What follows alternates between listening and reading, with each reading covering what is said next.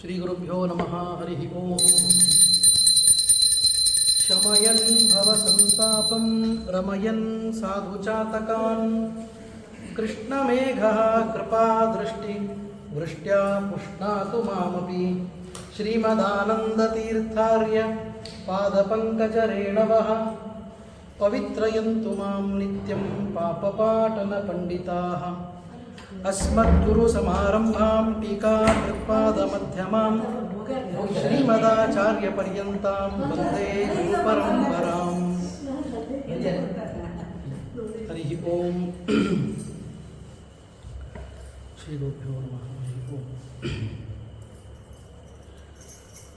ಶ್ರೀ ರುಕ್ಮಿಣೀಶ ವಿಜಯ ಮಹಾಕಾವ್ಯ ಒಂದು ಶಾಸ್ತ್ರಕಾವ್ಯ ಅಂತ ಸಾಹಿತ್ಯದೊಳಗೆ ಕರೆಸಿಕೊಳ್ಳುತ್ತದೆ. ಶಾಸ್ತ್ರಕಾವ್ಯಕ್ಕೂ ಸಾಮಾನ್ಯ ಕಾವ್ಯಕ್ಕೂ ಬಹಳ ವ್ಯತ್ಯಾಸ ಇದೆ. ಪಂಚಮಹಾಕಾವ್ಯಗಳು ಅಂತಿವೆ, ಬೇರೆ ಬೇರೆ ಕಾವ್ಯಗಳು ಅನೇಕವಾಗಿ ರಚನೆ ಆಗಿವೆ. ಆ ಎಲ್ಲ ಕಾವ್ಯಗಳಿಗೂ ಶಾಸ್ತ್ರಕಾವ್ಯಗಳಿಗೂ ಒಂದು ಪ್ರಧಾನ ವ್ಯತ್ಯಾಸ ಏನಂದರೆ, ಕಾವ್ಯದ ದೃಷ್ಟಿಯಿಂದ ಎಲ್ಲ ಲಕ್ಷಣಗಳು ಎಲ್ಲ ಕಡೆ ಇದ್ದರೂ ಕೂಡ ಶಾಸ್ತ್ರೀಯವಾದ ವಿಚಾರಗಳು ಅದರಲ್ಲಿ ಬರ್ತಾವೆ ಅಂತ ಹೇಳಿ ಬರೋದಿಲ್ಲ. ತತ್ವ ಮತ್ತು ಕಾವ್ಯ ಎರಡೂ ಜೊತೆಗಿರುವ ಕೃತಿಗಳು ಬಹಳ ಅಪರೂಪ.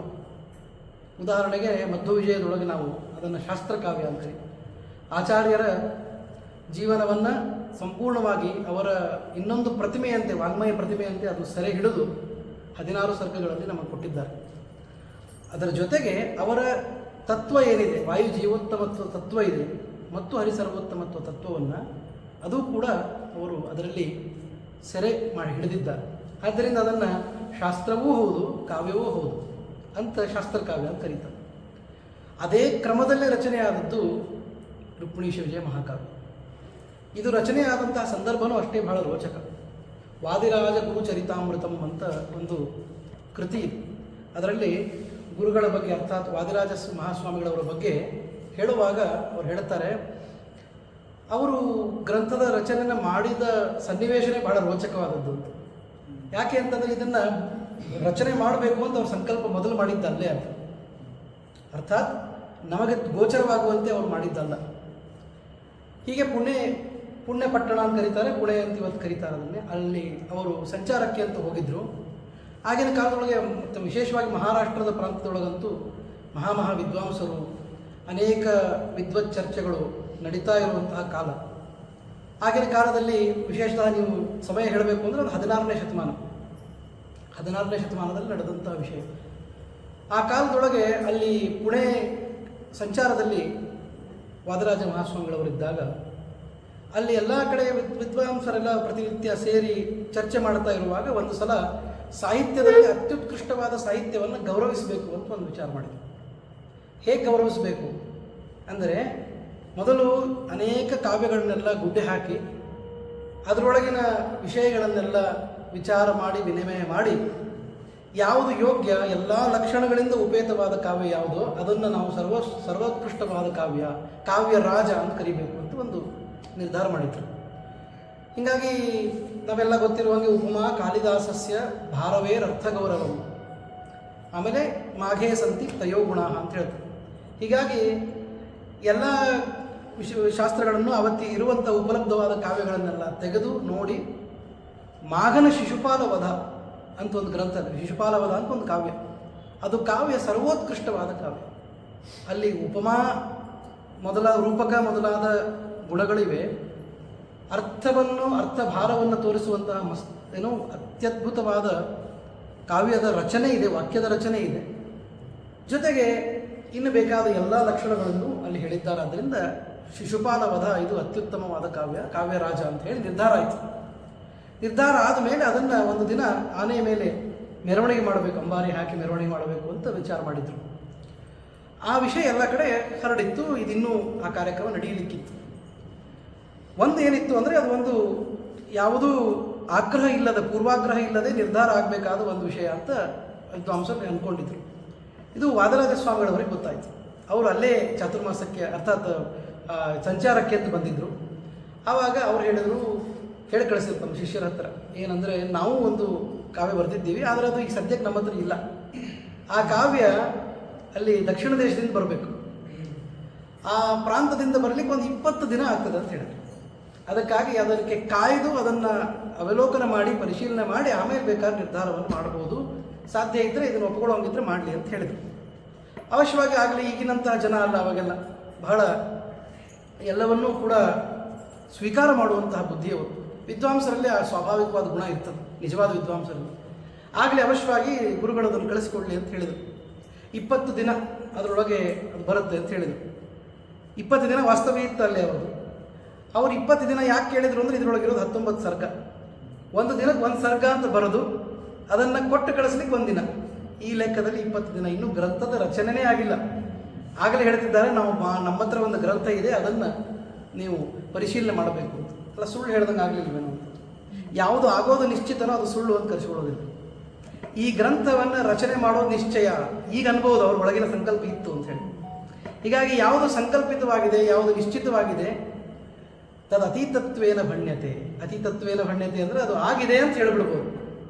ಯಾವುದು ಆಗೋದು ನಿಶ್ಚಿತ ಅದನ್ನು ಆಗಿದೆ ಅಂತ ಹೇಳ್ಬೋದು. ಇದು ಒಂದು ಶಾಸ್ತ್ರದ ಪ್ರಮೇಯ. ಆ ದೃಷ್ಟಿಯೊಳಗೆ ಇದು ಸತ್ಯನೇ, ಅವ್ರು ಯಾವತ್ತೂ ಸುಳ್ಳು ಮಾತಾಡಿದ್ದಿಲ್ಲ. ಹೀಗಾಗಿ ಏನು ಮಾಡಿದರು ಅಂದರೆ, ಪ್ರತಿನಿತ್ಯ ಗಂಧಾಕ್ಷತೆಯನ್ನು ಹಚ್ಚಿಕೊಳ್ಳುವಾಗ, ತೀರ್ಥ ಪ್ರಾಶನ ಮಾಡುವಾಗ, ತೀರ್ಥವನ್ನು ಕೊಡುವಾಗ ಡಿಕ್ಟೇಟ್ ಮಾಡಿದರು. ಕಾವ್ಯವನ್ನು ಕೂತು ಬರೆದು ಲೆಕ್ಕ ಹಾಕಿ ಎಲ್ಲ ಚಿತ್ರಕಾವ್ಯಗಳನ್ನು ಮಾಡಿದ್ರೇ ಒಂದು ಕಾವ್ಯಕ್ಕೆ ಬೇಕಾದ ಎಲ್ಲ ಸಂಪನ್ಮೂಲ ಬರುವುದಿಲ್ಲ. ಅಂಥದ್ರೊಳಗೆ ಸುಮ್ಮನೆ ಡಿಕ್ಟೇಷನ್ ಕೊಟ್ಟಿದ್ದಾರೆ ಅಂದರೆ ಅವರ ವಿದ್ವತ್ತೆ ಯಾವ ಮಟ್ಟದ್ದಿರಬಹುದು.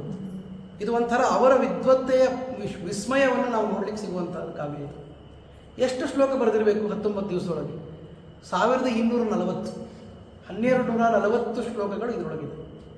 ಇಷ್ಟು ಪೆಡಸಾಗಿ ಇರುವಂಥ ದೊಡ್ಡ ಗಾತ್ರದ ಗ್ರಂಥವನ್ನು ಸುಮ್ಮನೆ ಡಿಕ್ಟೇಷನ್ ಕೊಟ್ಟಿತ್ತು. ಅದನ್ನು ಸೆರೆ ಹಿಡಿದು 19 ದಿನಗಳ ಕಾಲ ಒಂದೊಂದು ಸರ್ಗದಂತೆ ಸೆರೆ ಹಿಡಿದು ಆ 1240 ಶ್ಲೋಕಗಳಾದ ಮೇಲೆ ಅದನ್ನು ಬೈಂಡ್ ಮಾಡಿಸಿ ಕೊಟ್ಟೆ ಗ್ರಂಥ ಅಂಥೇಳಿ. ಇಷ್ಟು ಮಾಡಿ ಕೊಟ್ಟು ಕಳಿಸಿದ ಮೇಲೆ ಅವರು ವಿಚಾರವೆಲ್ಲ ಮಾಡಿದರು. ಒಬ್ಬರು ಹೇಳಿದ್ರಂತೆ, ವಿಚಾರ ವಿನಿಮಯ ಆದಮೇಲೆ ಎಲ್ಲರೂ ಅವರು ಹೇಳಬೇಕಲ್ಲ. ಈಗ 5 ಜನದ್ದು ಒಂದು ಪ್ಯಾನಲ್ ಅಂತ ಇಟ್ಕೊಳ್ರಿ. 5 ಜನ ಇಂಡಿಪೆಂಡೆಂಟ್ ರಿವ್ಯೂ ಮಾಡ್ತಾರೆ, ಪಿಯರ್ ರಿವ್ಯೂ ಅಂತ ಕರೀತಾರೆ ಇವತ್ತಿನ ರಿಸರ್ಚ್ ಪರಿಭಾಷೆಯೊಳಗೆ. ಆ ರಿವ್ಯೂ ಮಾಡಿದ ಮೇಲೆ ಎಲ್ಲರೂ ಸೇರಿ ತಮ್ಮ ಪಾಯಿಂಟರ್ಸನ್ನು ಕೊಡ್ತಾರೆ. ಹಾಗೆ ಕೊಡುವಾಗ ಒಬ್ಬರು ಹೇಳಿದ್ರಂತೆ, ನಾನು ಹೆಚ್ಚು ಪಾಯಿಂಟರ್ಸ್ ಏನು ಕೊಡುವುದಿಲ್ಲ, ಗ್ರಂಥದ ಹೆಸರು ನೋಡಿಬಿಟ್ರೆ ಸಾಕು ಅಂತ ಹೇಳಿದರು. ಯಾಕೆ ಅಂದರೆ ಗ್ರಂಥದ ಹೆಸರಿನೊಳಗೆ ಒಂದು ನೆಗೆಟಿವಿಟಿ ಅದು.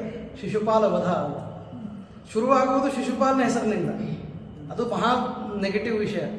ಜೊತೆಗೆ ಅವನ ವಧ, ಒಂದು ಗ್ರಂಥದ ಒಳಗೆ ವಧ ಇರಬಹುದು, ಅದು ಗ್ರಂಥದ ಹೆಸರೇ ವಧ ಅಂತಿದ್ರೆ ಹೆಂಗೆ ಸರಿಯಾಗ್ತದೆ?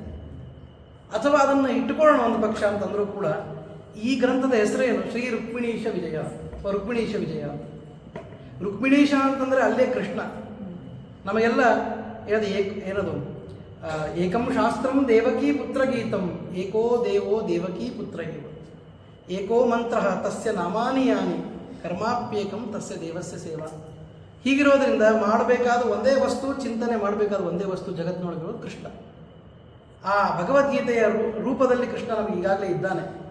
ಸಾಕ್ಷಾತ್ ಕೃಷ್ಣನ ಹೆಸರು ಹೇಳುವಂಥ ರುಕ್ಮಿಣೀಶ ಅಂತ ಹೆಸರಿದೆ, ಅಲ್ಲೇ ಗೆದ್ದು ಹೋಯ್ತು. ನಾ ಹೇಳ್ತಾ ಇಲ್ಲ, ಮುಂದೆ ರುಕ್ಮಿಣೀಶ ವಿಜಯ ಅಂತ ಇರೋದಲ್ಲಿ. ಹೀಗಾಗಿ ನಾವು ಗ್ರಂಥವನ್ನು ತೆರೆದು ಅದರ ಆಲೋಚನೆಯನ್ನು ಮಾಡಿ ಹೇಳೋಷ್ಟು ಇಲ್ಲೇ ಇಲ್ಲ. ನನ್ನ ರಿವ್ಯೂ ಏನು ಅಂದರೆ ಹೆಸರಿನೊಳಗೆ ಇದರ ವಿಜಯ ಆಗೋಯ್ತು ಅಂತ ಹೇಳ್ಬಿಟ್ಟು. ಹೀಗಾಗಿ ರುಕ್ಮಿಣೀಶ ವಿಜಯ ಮಹಾಕಾವ್ಯವನ್ನು ಮತ್ತೆಲ್ಲ ಚಿಂತನೆ ಮಾಡಲಿಕ್ಕಾಗಿ ಅತ್ಯುತ್ಕೃಷ್ಟವಾದ ಕಾವ್ಯ ಅಂತ ಹೇಳಿ ಕಾವ್ಯರಾಜ ಅಂತ ಅದರದ್ದು ಹೆಸರನ್ನು ಕೊಟ್ಟು ಅದನ್ನು ಮೆರವಣಿಗೆ ಮಾಡಿದ ಕಥೆ. ಇದು ಸುಮ್ಮನೆ ಬಾಯಿಂದ ಬಾಯಿ ಬಂದ ಕಥೆ ಅಲ್ಲ, ಇದು ಚರಿತ್ರೆಯೊಳಗೆ ದಾಖಲಾಗಿರುವಂಥ ಕಥೆ. ಹೀಗಾಗಿ ಇತಿಹಾಸದ ಪುಟಗಳಲ್ಲಿ ಇರುವ ಈ ಸತ್ಯವನ್ನು ಕೇಳಿದಾಗ ಗೊತ್ತಾಗೋದು ಎರಡು: ಪರಮಾತ್ಮ ಅಂತೂ ಸರ್ವೋತ್ತಮ ಇದ್ದಾನೆ, ಅವನ ಬಗ್ಗೆ ಯಾರು ಎಷ್ಟು ಹೇಳಿದರೂ ಮುಗಿಯೋದಿಲ್ಲ. ಮಹಾಲಕ್ಷ್ಮಿನೇ ಹೇಳಲಿಕ್ಕೆ ಸಮರ್ಥಳು ಅಲ್ಲ ಅಂತಂದಮೇಲೆ ರಮಾ ಕಾಮಾರಾತಿ ಕಮಲ ಭವನ ಶ್ಯಾಮಲತನು ಯದಾ ಅಶಕ್ತಾಹ ಸ್ತೋತು ಜಡಮತಿರಹಂ ಕೋ ವ್ರಜಪತೆ ಅಂತ ಗುರುಗಳು ಕೇಳ್ತಾರೆ. ಹಾಗಿರುವಾಗ ರಮಾ ಬ್ರಹ್ಮಾದಿ ದೇವತೆಗಳೇ ಹೇಳಲಿಕ್ಕಾಗೋದಿಲ್ಲ ಅಂದಾಗ ಉಳಿದವ್ರದ್ದು ಪರಿಸ್ಥಿತಿ ಏನು ಅಂತ. ಆದರೆ ಒಂದು ಗೊತ್ತಾಗ್ತದೆ ಏನು ಅಂದರೆ, ವಾದರಾಜ ಸ್ವಾಮಿಗಳವರು ಎಷ್ಟು ದೊಡ್ಡವರು ಅಂತ ಮಾತ್ರ ಗೊತ್ತಾಗ್ತದೆ. ಅವರ ಒಂದು ಬೃಹತ್ ಗಾತ್ರ ಏನಿದೆ, ಅವರ ವಿದ್ವತ್ತೆಯ ಗಾತ್ರ, ಅವರು ಅಸಾಧಾರಣವಾದಂತಹ ಏನು ಅನ್ಯಾದೃಶವಾದಂತಹ ಪಾಂಡಿತ್ಯ ಇದೆ, ಅದನ್ನು ಹೊರಗಲ್ಲಿಗೆ ಹಚ್ಚಲಿಕ್ಕಂತೂ ಮಹಾನುಭಾವರಿಗೂ ಸಾಧ್ಯ ಇಲ್ಲ, ಅದನ್ನು ತಿಳ್ಕೊಳ್ಳಿಕ್ಕೂ ಕಷ್ಟ ಇದೆ. ಆದರೂ ನಮ್ಮಂಥ ಸಾಮಾನ್ಯರಿಗೆ ಒಂದು ಗೊತ್ತು ಮಾಡಿಸ್ಲಿಕ್ಕೆ ಈ ಕಥೆಯನ್ನು ಚರಿತ್ರೆಯೊಳಗೆ ದಾಖಲು ಮಾಡಿಸಿದ್ದಾರೆ. ಅದರ ಮೂಲಕ ನಮಗೆ ಅವರ ವೈಭವ ಗೊತ್ತಾಗ್ತದೆ. ಹೀಗಾಗಿ ವಿಶೇಷವಾಗಿ ಇದು ಗುರುಸಾರ್ವಭೌಮರಾದ ವಾದರಾಜ ಪೂಜ್ಯ ಚರಣರ ಶ್ರೇಷ್ಠವಾದ ಗ್ರಂಥ. ಇಷ್ಟನ್ನು ತಿಳಿಲಿಕ್ಕೆ ಮಾತ್ರ ನಮಗೆ ಸಾಧ್ಯ. ಏನೂ ತಿಳಿಲಿಲ್ಲ ಅಂತ ಮಾತ್ರ ತಿಳಿತದೆ ನಮಗಷ್ಟೇ, ಅಲ್ಲಿಗೆ ಬರ್ತದೆ ಕೊನೆಗೆ. ಇಂತಹ ಗ್ರಂಥವನ್ನು ನಾವು 3 ದಿನಗಳಲ್ಲಿ ಅಭ್ಯಾಸ ಮಾಡಬೇಕು ಅಂತ ಅಂದುಕೊಂಡಿದ್ದೀವಿ. ಅಂದರೆ ಇದಕ್ಕೂ ಇದೇ ಒಂದು ಒಳ್ಳೆಯ ಅವಕಾಶ, ಎಲ್ಲರೂ ಸೈಲೆಂಟ್ ಮಾಡಿಬಿಡಿ. ಹೀಗಾಗಿ ಇಂತಹ ಒಂದು 1240 ಶ್ಲೋಕಾತ್ಮಕವಾದ ಬೃಹತ್ ಗ್ರಂಥವನ್ನು ನಾವು 3 ದಿನಗಳಲ್ಲಿ ಚಿಂತನೆ ಹೇಗೆ ಮಾಡುವುದು? ಇದು ಒಂದು ಬಹಳ ಪರಿಶ್ರಮದ ಕಾರ್ಯ, ಅದು ಅಸಾಧ್ಯವಾದ ಕಾರ್ಯನೇ ಹೌದು. ಆದರೂ ಕೂಡ ನಮಗೆ ಕೊಟ್ಟಂತಹ ಅಲ್ಪ ಶಕ್ತಿ, ಅಲ್ಪ ಭಕ್ತಿಗಳಿಂದ ಏನು ಸಾಧ್ಯವೋ ಅಷ್ಟನ್ನು ನಾವು ಮಾಡಲಿಕ್ಕೆ ಪ್ರಯತ್ನ ಮಾಡೋಣ. ಅದರೊಳಗಡೆ ಪ್ರಧಾನವಾಗಿ ನಾವು 1-2 ಸರ್ಗ ಅಂತೂ ಇವತ್ತು ಬೇಕಾದಂಗೆ ನಾವು ಮಾಡ್ತೀವಿ. ಅದನ್ನು ಡೀಟೇಲ್ ಆಗಿ ಮಾಡೋಣ. ಅವಾಗೇನಾಗ್ತದೆ ಅಂದರೆ ವಾದಿರಾಜ ಸ್ವಾಮಿಗಳವರ ಗ್ರಂಥದ ಶೈಲಿ ಗೊತ್ತಾಗ್ತದೆ, ಯಾವ ರೀತಿಯಾಗಿ ಮಾಡ್ಬೋದು. ಗೊತ್ತಿರುವ ಶ್ರೀಕೃಷ್ಣನ ಕಥೆಯನ್ನೇ ಪ್ರಸ್ತುತಪಡಿಸುವ ವಿಚಿತ್ರ ಬಗೆ ಅದು ನಮ್ಗೆ ಗೊತ್ತಾಗ್ತದೆ, ಅದನ್ನು ನೋಡ್ತೀವಿ. ಆಮೇಲಿಂದ ಅಲ್ಲಲ್ಲಿ ಬರಬಹುದಾದ ಯಾವ ವಿಶೇಷ ರತ್ನಗಳು, ಎಲ್ಲ ರತ್ನಗಳೇ ಆದ್ದರಿಂದ ವಿಶೇಷವಾಗಿ ಕಾರ್ನರ್ ಸ್ಟೋನ್ಸ್ ಅಂತ ಏನು ಕರೀತಾರೆ ಅಂತಹದ್ದನ್ನು ಎತ್ತಿ ಮತ್ತು ಮುಂದೆ ನಾಳೆ ಮತ್ತು ನಾಡಿದ್ದು ಮಾಡಲಿಕ್ಕೆ ಬರ್ತದೆ. ಇಷ್ಟು ಮೊದಲಿಗೆ ಪೀಠಿಕೆಯಾಗಿ ಹೇಳಿ ಶ್ರೀ ಗುರುಭ್ಯೋ ನಮಃ ಹರಿ ಓಂ. 19 ಸರ್ಗಗಳಲ್ಲಿ ವಿಭಕ್ತವಾದ ಈ ಗ್ರಂಥದಲ್ಲಿ ಭೂಭಾರ ಹರಣಕ್ಕಾಗಿ ಪರಮಾತ್ಮ ಅವತಾರ ಮಾಡಿದ ಕಥೆಯಿಂದ ಆರಂಭ ಮಾಡಿಕೊಂಡು ರುಕ್ಮಿಣಿ ವಿವಾಹದವರೆಗೆ ಸುಂದರವಾಗಿ ಎಲ್ಲವನ್ನು ನಾವು ಕೇಳಲಿಕ್ಕಿದ್ದೇವೆ. ಇವತ್ತು ಮೊದಲನೆಯ ಆದಿಮ ಭಾಗ, ಆಮೇಲೆ ನಾಳೆ ಕೃಷ್ಣನ ವಿಚಿತ್ರ ವಿವಿಧ ಲೀಲೆಗಳನ್ನು ನೋಡಿ ನಾಡಿದ್ದು ವಿವಾಹ ಉತ್ಸವವನ್ನು ನಾವು ಮಾಡಲಿಕ್ಕೆ ಪ್ರಯತ್ನ ಮಾಡೋಣ. ಗುರುಗಳ ಅನುಗ್ರಹದಿಂದ ಈ ಕೆಲಸವನ್ನು ಸಾಧಿಸಬೇಕು. ಶ್ರೀ ಗುರುಭ್ಯೋ ನಮಃ ಹರಿ ಓಂ. ಶ್ರೀ ವೇದಾಂತ ಮಹಾಚಲಂ ಹಿ ಪರಿತಃ ಸಂಯೋಜ್ಯ ಸೂತ್ರಾಹಿಪಂ ಸದ್ವಾತಾಗಮಪೋಷಿತಾತ್ಮಹೃದಯಂ ತತ್ಪೂರ್ವಪಕ್ಷಾಸುರೈಃ ಸಿದ್ಧಾಂತೋಕ್ತಿಸುರೇಶ್ವರೈಶ್ಚ ಮಥಿತೋ ಯಕೃಷ್ಣದುಗ್ಧಾಂಬುಧಿಃ ಸ್ವೀಯಾನಾಮೃತಂ ಪ್ರಯಚ್ಛತಿ ಸಮಾಂ ಪಾಯಾದ್ಗುಣೋದ್ಯನ್ಮಣಿಃ. ಮೊದಲನೇದೇ ಶಾರ್ದೂಲ ವಿಕ್ರೀಡಿತ ಅಂತ ಅದು ವೃತ್ತದ ಹೆಸರು. ಯಾಕೆ ಅಂತಂದರೆ ಆ ವೃತ್ತ ಶಾರ್ದೂಲದಂಗೆ ಈ ಗ್ರಂಥ ಮುಂದೆ ಹೋಗ್ತದೆ, ಅಷ್ಟು ಗಂಭೀರವಾಗಿ ಗ್ರಂಥದ ಮತ್ತು ನಡೆ ಇದೆ ಅಂತ ತೋರಿಸೋದಕ್ಕಾಗಿ ಆ ವೃತ್ತವನ್ನು ಆರಿಸಿಕೊಂಡಿರಬೇಕು ಅಂತ ಅನಿಸ್ತದೆ. ಕಾವ್ಯದೊಳಗೆ ಒಂದಿಷ್ಟು ಲಕ್ಷಣ ಇರ್ತದೆ. ಮಹಾಕಾವ್ಯಕ್ಕೆ ಇಂತಿಷ್ಟು ವರ್ಣನೆಗಳು ಇರಬೇಕು. ಋತುಗಳ ವರ್ಣನೆ, ಮಾಸಗಳ ವರ್ಣನೆ, ಸೂರ್ಯೋದಯ ಚಂದ್ರೋದಯದ ವರ್ಣನೆ, ಪರಿಸರದ ವರ್ಣನೆ, ಯಾವುದು ಗಿರಿಕಂದರಗಳ ವರ್ಣನೆ, ಹೀಗೆಲ್ಲ ಸೇರಿದಾಗ ಒಂದು ಕಾವ್ಯ ಮಹಾಕಾವ್ಯ ಅಂತ ಆಗ್ತದೆ. ರಾಸಲೀಲೆಯ ವರ್ಣನೆ, ಇವೆಲ್ಲ ಅನಿವಾರ್ಯವಾಗಿ ಇರಬೇಕಾದ ಅಂಗಗಳು. ಹೀಗಾಗಿ ಅನೇಕ ವಿಷಯಗಳನ್ನು ಅಲ್ಲಲ್ಲಿ ಸೇರಿಸ್ತಾರೆ. ಕೃಷ್ಣನಿಗಿಂತ ಒಳ್ಳೆಯ ವಿಷಯ ಯಾವ್ದು ಸಿಗ್ಲಿಕ್ಕೆ ಸಾಧ್ಯ ಈ ಕೆಲಸಕ್ಕೆ? ಆಚಾರ್ಯರ ಗ್ರಂಥವನ್ನು ಮಹಾಕಾವ್ಯ ಮಾಡುವಾಗ ಸ್ವಲ್ಪ ಕಷ್ಟದ ಕೆಲಸ. ಯಾಕೆ ಹೇಳಿದ್ರೆ ಅದು ಸನ್ಯಾಸದ ಜೀವನ. ಸನ್ಯಾಸಿಯ ಜೀವನದಲ್ಲಿ ರಾಸಕ್ರೀಡೆ ಅಂತ ಅನ್ನೋದು ಹೆಂಗೆ ಸಾಧ್ಯ? ಅದಕ್ಕಾಗಿ ಅವರು ಮೋಕ್ಷದ ಪರಿಕಲ್ಪನೆಯನ್ನು ಅಲ್ಲಿ ತಂದುಕೊಟ್ಟು ಆ ಗ್ರಂಥವನ್ನು ಪರಿಸಮಾಪ್ತಿ ಮಾಡಿದರು. ಆದರೆ ಕೃಷ್ಣನು ಸ್ವಯಂ ತಾನು ಅದ್ಭುತವಾದಂತಹ ಚಾರಿತ್ರ್ಯವುಳ್ಳವನಾದ್ದರಿಂದ ಅವನಲ್ಲಿ ಎಲ್ಲ ರಸಗಳು ತುಂಬಿದೆ, ನವರಸಗಳಿಂದ ತುಂಬಿದ ವ್ಯಕ್ತಿತ್ವ. ಆದ್ದರಿಂದ ಕೃಷ್ಣನ ಕಥೆಯನ್ನು ಅದ್ಭುತವಾಗಿ ಮಾಡಬಹುದು ಅಂತ ಅನಿಸ್ತದೆ. ಇದು ಸಾಮಾನ್ಯ ದೃಷ್ಟಿ ಒಳಗೆ. ಅದನ್ನು ವಾದರಾಜರು ಮಾಡಿ ತೋರಿಸಿದ್ದಾರೆ. ಹೇಳ್ತಾರೆ, ಪಾಯಾ ಗುಣೋದ್ಯನ್ಮಣಿ ಸಮಾಂ, ಸಹ ಆ ಕೃಷ್ಣನು ನಮ್ಮನ್ನು ಪಾಯಾತ್ ರಕ್ಷಣೆ ಮಾಡಲಿ. ಹೇಗಿದ್ದಾನೆ ಕೃಷ್ಣ ಅಂತಂದರೆ ಹೇಳ್ತಾರೆ, ಶ್ರೀ ವೇದಾಂತ ಮಹಾಚಲಂ ಹಿ ಪರಿತಃ ಸಂಯೋಜ್ಯ ಸೂತ್ರಾಹಿಪಂ ಸದ್ವಾತಾಗಮ ಪೋಷಿತಾತ್ಮಹೃದಯಂ ತತ್ಪೂರ್ವ ಪಕ್ಷಾಸುರೈಃ. ಒಳ್ಳೆಯ ಮಂದರ ಪರ್ವತವನ್ನು ತೆಗೆದುಕೊಂಡು ಬಂದು ಹೇಗೆ ಸಮುದ್ರ ಮಥನವನ್ನು ಮಾಡಿದರು, ಹಾಗೆ ಇಲ್ಲಿ ವೇದಾಂತವೆಂಬ ಮಂದರ ಪರ್ವತ, ದೊಡ್ಡದಾದ ವೇದಾಂತ ಪ್ರಪಂಚ ಏನಿದೆ ಅದೇ ಒಂದು ಮಂದರ ಪರ್ವತ. ಅದಕ್ಕೆ ಸೂತ್ರಗಳೆಂಬ ಒಂದು ಹಗ್ಗ, ವಾಸುಕಿಯನ್ನು ಕಟ್ಟಿ ಅಲ್ಲಿ ಮಥನ ಮಾಡಿದರು. ವೇದಾಂತವನ್ನು ಬ್ರಹ್ಮಸೂತ್ರಗಳ ಹಗ್ಗದಿಂದ ಮಥನ ಮಾಡಿದಾಗ ಏನಾಯಿತು, ಆ ಗಾಳಿ ಇರ್ತದಲ್ಲ, ಎಲ್ಲ ಕಡೆ ಒಳ್ಳೆಯ ಶುದ್ಧ ಗಾಳಿ ಅದು ಪಡಿತಾ ಇರ್ತದೆ ಯಾವ ಮಂದರ ಪರ್ವತಕ್ಕೆ. ಆ ಗಾಳಿ ಯಾವುದು ಅಂದರೆ ಆಚಾರ್ಯರ ವಾತಾಗಮ, ಅರ್ಥಾತ್ ಆಚಾರ್ಯರ ಶಾಸ್ತ್ರದ ಗಾಳಿಯಿಂದ ಚೆನ್ನಾಗಿ ಶೋಭಿಸುವಂತಹ ಆ ಮಂದರ ಪರ್ವತವನ್ನು ಸಮುದ್ರದ ಮಧ್ಯದಲ್ಲಿ, ಕೃಷ್ಣನೆಂಬ ಸಮುದ್ರದ ಮಧ್ಯದಲ್ಲಿ, ಕೃಷ್ಣ ದುಗ್ಧಾಂಬುಧಿ, ಕೃಷ್ಣನೆಂಬ ಸಮುದ್ರ ಯಾವುದು, ಪಾಲಸಾಗರ, ಹಾಲು ಕ್ಷೀರಸಾಗರ, ಅದರ ಮಧ್ಯದಲ್ಲಿ ಕೃಷ್ಣನೆಂಬ ಸಮುದ್ರದಲ್ಲಿ ಇಟ್ಟು ಕಡಿದರು. ಕಡಿಯುವಾಗ ಈ ಕಡೆ ಕಡಿಯುವವರು ಪೂರ್ವ ಪಕ್ಷದವರು, ಈ ಕಡೆ ಕಡಿಯುವವರು ಸಿದ್ಧಾಂತದವರು. ಶಾಸ್ತ್ರದಲ್ಲಿ ಹಂಗೆ ಪೂರ್ವ ಪಕ್ಷರೆಲ್ಲ ಅಸುರರು, ಸಿದ್ಧಾಂತದವರೆಲ್ಲ ಸುರರು. ಇವರು ಆ ಸೂತ್ರಗಳನ್ನು ಹಿಡಿದು ಒಬ್ಬರು ಈ ಕಡೆ ಎಳಿತಾರೆ, ಒಬ್ಬರು ಈ ಕಡೆ ಎಳಿತಾರೆ. ಅಥಾತೋ ಬ್ರಹ್ಮ ಜಿಜ್ಞಾಸ ನ ಕರ್ತವ್ಯ ಹೀಗೆ ಆ ಕಡೆ ಒಂದು ಸ್ವಲ್ಪ ಈ ಕಡೆ ಒಂದು ಸ್ವಲ್ಪ ಎಳೆದು ಎಲ್ಲ ಮಾಡಿ ಕೊನೆಗೆ ಏನಾಯಿತು ಅಂತಂದರೆ ಒಂದು ಅಮೃತ ಬಂತು. ಆ ಅಮೃತ ಅಂತ ಅನ್ನೋದು ಮೋಕ್ಷವೆಂಬ ಅಮೃತ. ಶಬ್ದದಲ್ಲಿ ಅಮೃತ ಶಬ್ದಕ್ಕೆ ಅರ್ಥನೇ ಮೋಕ್ಷ ಅಂತ ಅರ್ಥ. ಮರಣವಿಲ್ಲದ್ದು, ನಾಶ ಇಲ್ಲದ್ದು, ಕ್ಷರ ಇಲ್ಲದ್ದು, ಆದ್ದರಿಂದ ಅದಕ್ಕೆ ಅಮೃತ ಅಂತ ಕರೀತಾರೆ. ಅದಕ್ಕೆ ಹೇಳ್ತಾರೆ ಈ ಎಲ್ಲ ಶ್ರಮದಿಂದ ಬಂದಂತಹ ಯಾವ ಅಮೃತ ಇದೆಯೋ ಅದನ್ನು ದೇವರು ಏನು ಮಾಡಿದ? ಸಮುದ್ರ ಮಥನ ಕಾಲದಲ್ಲಿ ಸ್ವೀಯಾನಾಂ ಪ್ರಯಚ್ಛತಿ. ಸ್ವೀಯರು ಯಾರಿದ್ದಾರಲ್ಲ ಅವ್ರಿಗೆ ಕೊಟ್ಟ. ಸ್ವೀಯರು ಅಂತಂದ್ರೆ ನಮ್ಮವರು ಅಂತ. ಭಗವಂತನಿಗೆ ನಮ್ಮವರು ಯಾರಾಗಲಿಕ್ಕೆ ಸಾಧ್ಯ? ಸುರರೇ ಆಗಬೇಕು. ಅಸುರರು ನಮ್ಮವರು ಆಗೋದಿಲ್ಲ. ಯಾಕೆ ಅಂದರೆ ಅವರು ಭಗವಂತನ ಮೇಲೆ ವಿಶ್ವಾಸ ಇಟ್ಟವರಲ್ಲ. ವಿಶ್ವಾಸ ಇದ್ದವರು ನಮ್ಮವರು. ಆದ್ದರಿಂದ ಹೇಗೆ ಕೃಷ್ಣನು ಅಲ್ಲಿ ಧನ್ವಂತರಿಯು ಮೋಹಿನಿ ರೂಪದಿಂದ ಎಲ್ಲ ಸುರರಿಗೆ ಅಮೃತವನ್ನು ಹಂಚಿದನೋ ಹಾಗೆ ಶ್ರೀಕೃಷ್ಣ ಪರಮಾತ್ಮ ನಮಗೆಲ್ಲ ಅಮೃತತ್ವವನ್ನು ಅರ್ಥಾತ್ ಮೋಕ್ಷವನ್ನು ಕೊಡಲಿ ಎಂಬುದಾಗಿ ಮೊದಲಿಗೆ ಪ್ರಾರ್ಥನೆಯನ್ನು ಮಾಡ್ತಾರೆ. ಇದು ಮೊದಲನೇ ಮಂಗಳಾಚರಣೆ ಶ್ಲೋಕ. ಆಮೇಲೆ ಹೇಳ್ತಾರೆ, ಸಚ್ಛಾಸ್ತ್ರೋದಿತ ವರ್ತ್ಮನ ಪದಮಿದಂ ಮದಂಕಾಂಕಿತೋ ಮನ್ಮಂತ್ರಂ ಜಪಶಾಸ್ತ್ರ ಸಂಪದ ಮಥೋ ದಾಸ್ಯಾಮಿ ಭಾಗ್ಯೈ ಸಹ ತತ್ತತ್ವಾನ್ಯಪಿ ಬೋಧಯಾಮಿ ತದನು ಪ್ರಾಪ್ಯೋ ಮದಂಗ್ರಿರ್ಭವೇದಿತ್ಯಾಘೋಷಯತೀವ ಯಕ್ಕರಚಯೈರ್ ಸ್ತಂವಾದಿವಕ್ತ್ರಂ ಭಜೆ. ಅದ್ಭುತವಾದ ಶ್ಲೋಕವನ್ನು ಹೇಳ್ತಾ ವಾದಿವಕ್ತ್ರಂ ಭಜೆ. ಹಯಗ್ರೀವ ದೇವರನ್ನು ಚಿಂತನೆ ಮಾಡ್ತಾರೆ. ಹಯಗ್ರೀವ ದೇವರು ಹೇಗಿದ್ದಾರೆ ನಿಮಗೆಲ್ಲ ಗೊತ್ತಿದೆ. ಮುದ್ರಾ ಪುಸ್ತಕ ಶಂಖಾಕ್ಷ ವಿದ್ಯೋದಿತ ಕರಾಂಬುಜ ಹೃದಯವೇಶ ಹಯಗ್ರೀವ ಮಧ್ಯಾಹ್ನ ವಿಷಯೋ ಭವ. ಎಷ್ಟು ಚಂದ ಹೇಳ್ತಾರೆ. ಅದನ್ನೇ ಇಲ್ಲಿ ವಿಸ್ತಾರವಾಗಿ ಅವರು ಹೇಳ್ತಾರೆ. ಸಚ್ಚಾಸ್ತ್ರಗಳಿಂದ ಉದ್ಧಾರ ಮಾಡ್ತೀನಿ ಅಂತ ತೋರಿಸಲಿಕ್ಕೆ ಹಯಗ್ರೀವ ದೇವರು ಒಂದು ಕೈಯೊಳಗೆ ಏನು ಹಿಡ್ಕೊಂಡಾರೆ ಹೇಳ್ರಿ? ಮುದ್ರಾ ಮತ್ತು ಪುಸ್ತಕ. ಮುದ್ರಾ ಅಂದರೆ ಜ್ಞಾನ ಮುದ್ರ ಹಿಡಿದಿದ್ದಾರೆ, ಪುಸ್ತಕವನ್ನು ಹಿಡಿದಿದ್ದಾರೆ. ಈ 3 ಬೆರಳುಗಳಲ್ಲಿ ಒಂದು ಪುಸ್ತಕ ಹಿಡಿದಿದ್ದಾರೆ. ಮುದ್ರಾ ಪುಸ್ತಕ, ಶಂಖ ಮತ್ತು ಅಕ್ಷಮಾಲ, 4 ಕೈ. ಒಂದು ಕೈಯಲ್ಲಿ ಶಂಖ, ಇನ್ನೊಂದು ಕೈಯಲ್ಲಿ ಮಾಲೆ, ಅಕ್ಷಮಾಲೆ, ಮುದ್ರಾ ಜ್ಞಾನ ಮುದ್ರ ಮತ್ತು ಪುಸ್ತಕ. ಈ 4 ಹಿಡಿದಿದ್ದರಿಂದ ಏನು ತೋರಿಸ್ತಾ ಇದ್ದಾರೆ ಅಂತ ವಾದಿರಾಜ ಸ್ವಾಮಿಗಳು ಬರೀತಾರೆ.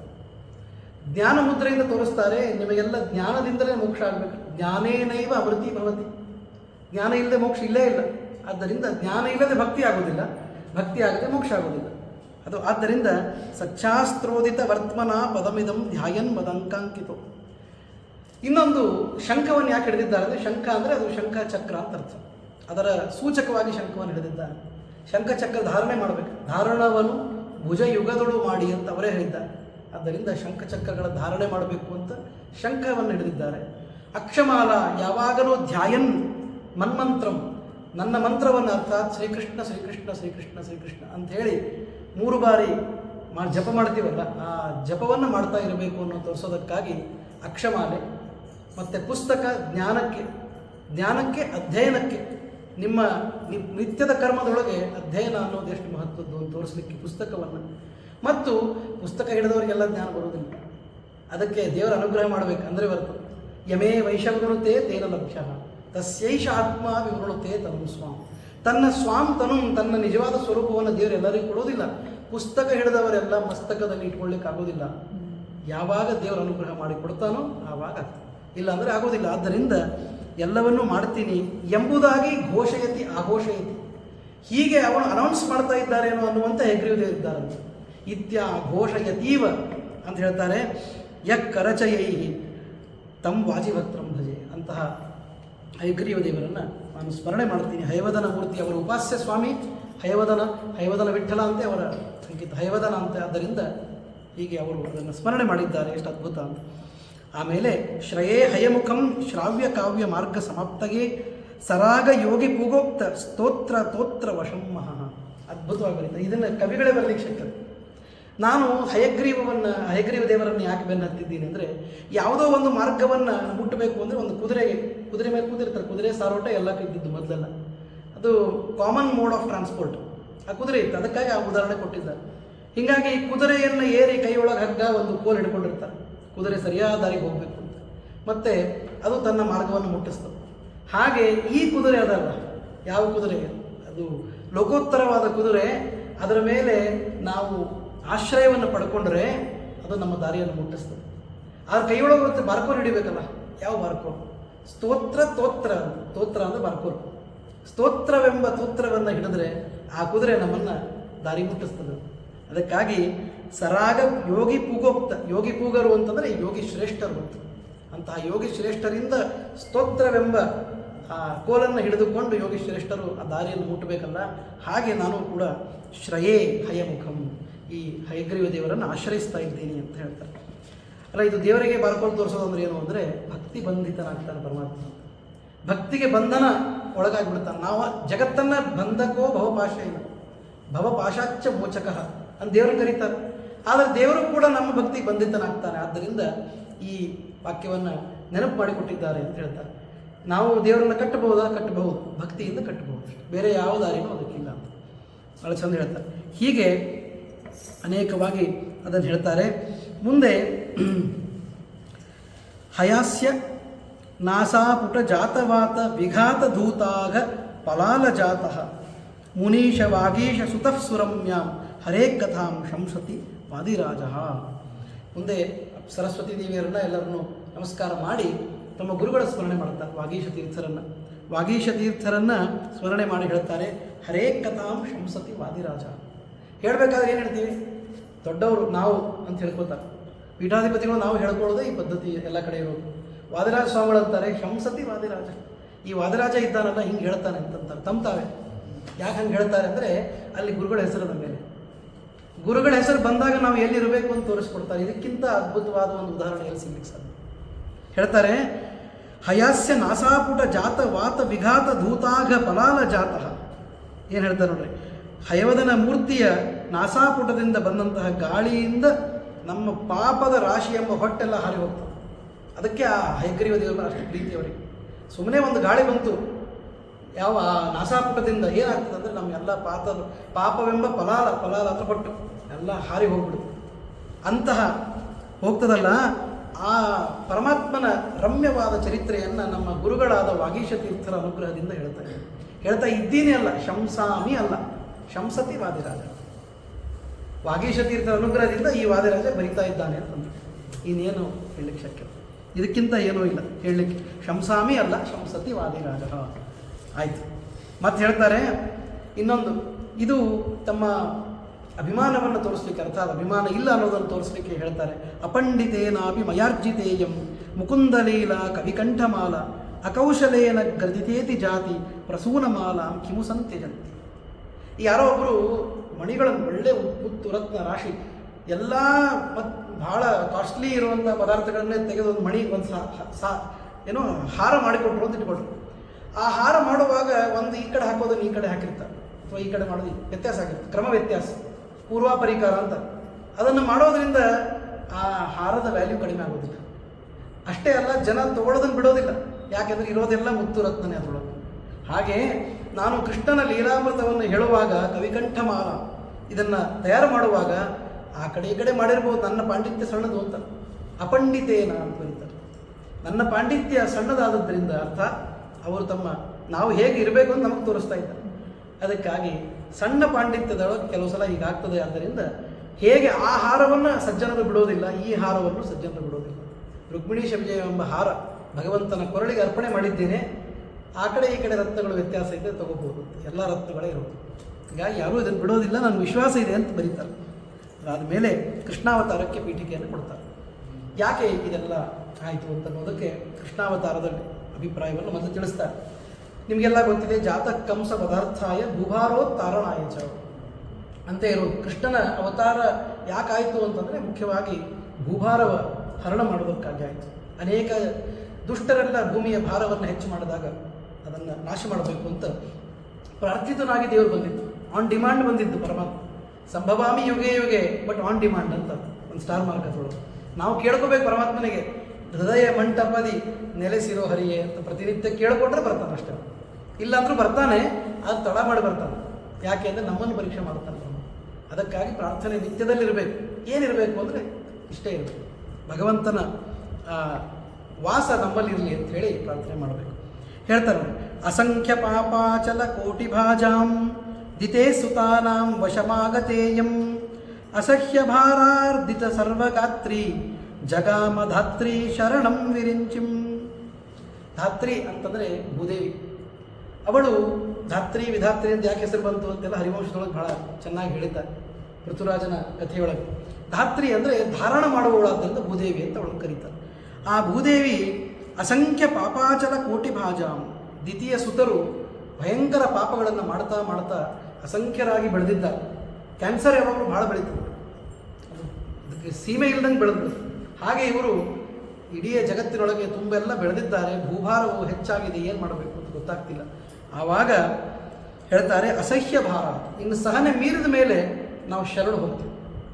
ಆವಾಗ ಅವಳು ವಿರಿಂಚಿಂ ಮೊದಲಿಗೆ ಬ್ರಹ್ಮದೇವರ ಹತ್ರ ಬಂತು.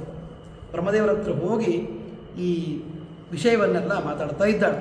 ಶರಣು ಹೋದು.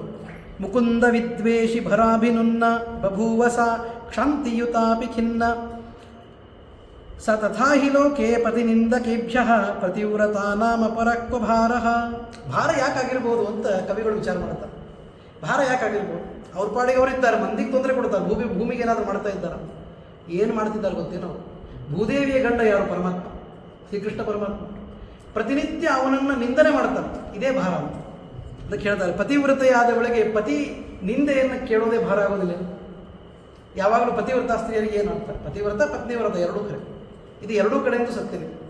ಪತಿ ಪತ್ನಿಯರ ನಿಂದೆಯನ್ನು ಇನ್ನೊಬ್ಬರ ಬಾಯಿಯಲ್ಲಿ ಕೇಳ್ತಾ ಇದ್ದರೆ ಅದು ಭಾರ ಅಂತ ಅನಿಸ್ತದೆ. ಈ ಕಾರಣಕ್ಕೆ ಭೂಭಾರ ಆಗಿರಬಹುದು ಅಂತ ವಾದಿರಾಜರಂತಾರೆ. ಅವಳಿಗೆ ಭೂಭಾರ ಬಹಳ ಆಗಿತ್ತು. ಪ್ರತಿನಿತ್ಯ ಶಿಶುಪಾಲ ಕೆಟ್ಟು ಮಾತಾಡ್ತಾ ಇದ್ದ, ದುರ್ಯೋಧನ ಕೆಟ್ಟು ಮಾತಾಡ್ತಾ ಇದ್ದ, ಅವರಿಗಿಂತ ಮುಂಚಿನ ಅನೇಕ ದುಷ್ಟರು ಕೆಟ್ಟು ಮಾತಾಡ್ತಾ ಇದ್ದ. ಹೀಗಾಗಿ ಪತಿನಿಂದಕರಾದವರು ಹೆಚ್ಚಾದದ್ದರಿಂದ ಭಾರ ಹೆಚ್ಚಾಗಿದೆ. ಆದ್ದರಿಂದ ಅವರನ್ನು ಸಂಹಾರ ಮಾಡಬೇಕು ಅಂತ ಬಂದು ಕೇಳಿದ್ದಾಳೆ. ಬಂದು ಹೇಳ್ತಾಳೆ, ನಿಶಮ್ಯ ಗೋ ಬ್ರಾಹ್ಮಣ ಮುಖ್ಯ ಬಂಧುಂ ಧ್ರುವಂ ಮುಕುಂದಂ ಶರಣಂ ವ್ರಜಂತಿ ಬಭೂವ ಗೋರೂಪಧರ ಧರಾಸ ತಮಾರ್ಥ ಭಾರಾಪಹರಂ ಚ ದೀನಾ. ಬರುವಾಗ ಪರಮಾತ್ಮನ ಹತ್ರ ಬ್ರಹ್ಮದೇವರನ್ನು ಕರ್ಕೊಂಡು ಎಲ್ಲ ದೇವತೆಗಳನ್ನು ಮುಂದೆ ಮಾಡಿಕೊಂಡು ಭೂದೇವಿ ಬಂದಿದ್ದಾಳೆ. ಭೂದೇವಿ ಯಾವ ರೂಪದಿಂದ ಬ್ರಹ್ಮದೇವರ ಹತ್ರ ಬಂದು ಆ ರೂಪದಿಂದ ದೇವರ ಹತ್ರ ಹೋಗಲಿಲ್ಲ. ಹೋಗಬೇಕಾದರೆ ಗೋರೂಪವನ್ನು ತೆಗೆದುಕೊಂಡು ಹೋಗು, ಗೋವಿನ ರೂಪದಲ್ಲಿ ಹೋದು.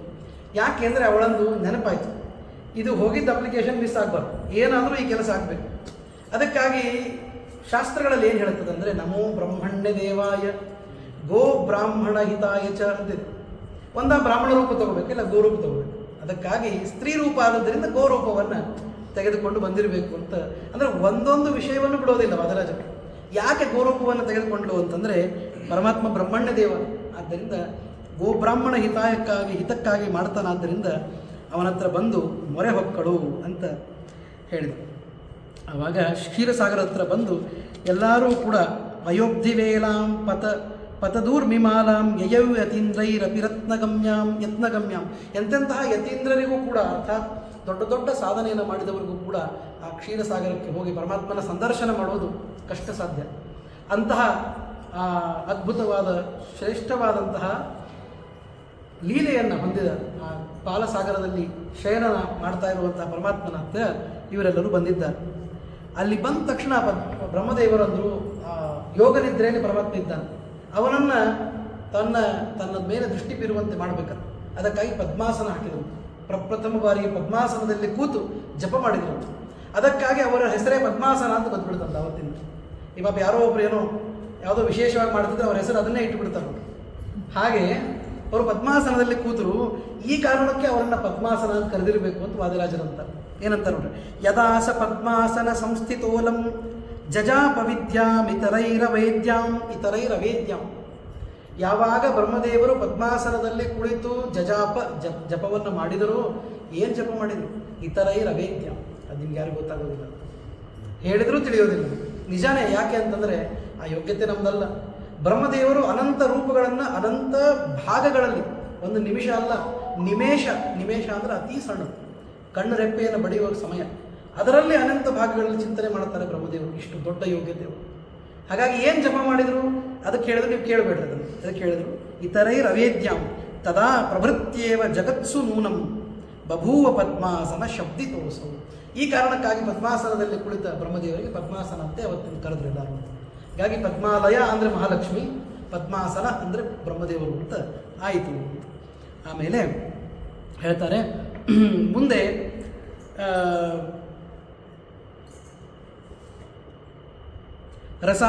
ರಸಾಪಿಪಾಸೋ ಎಲ್ಲಿ ಬಂತದು?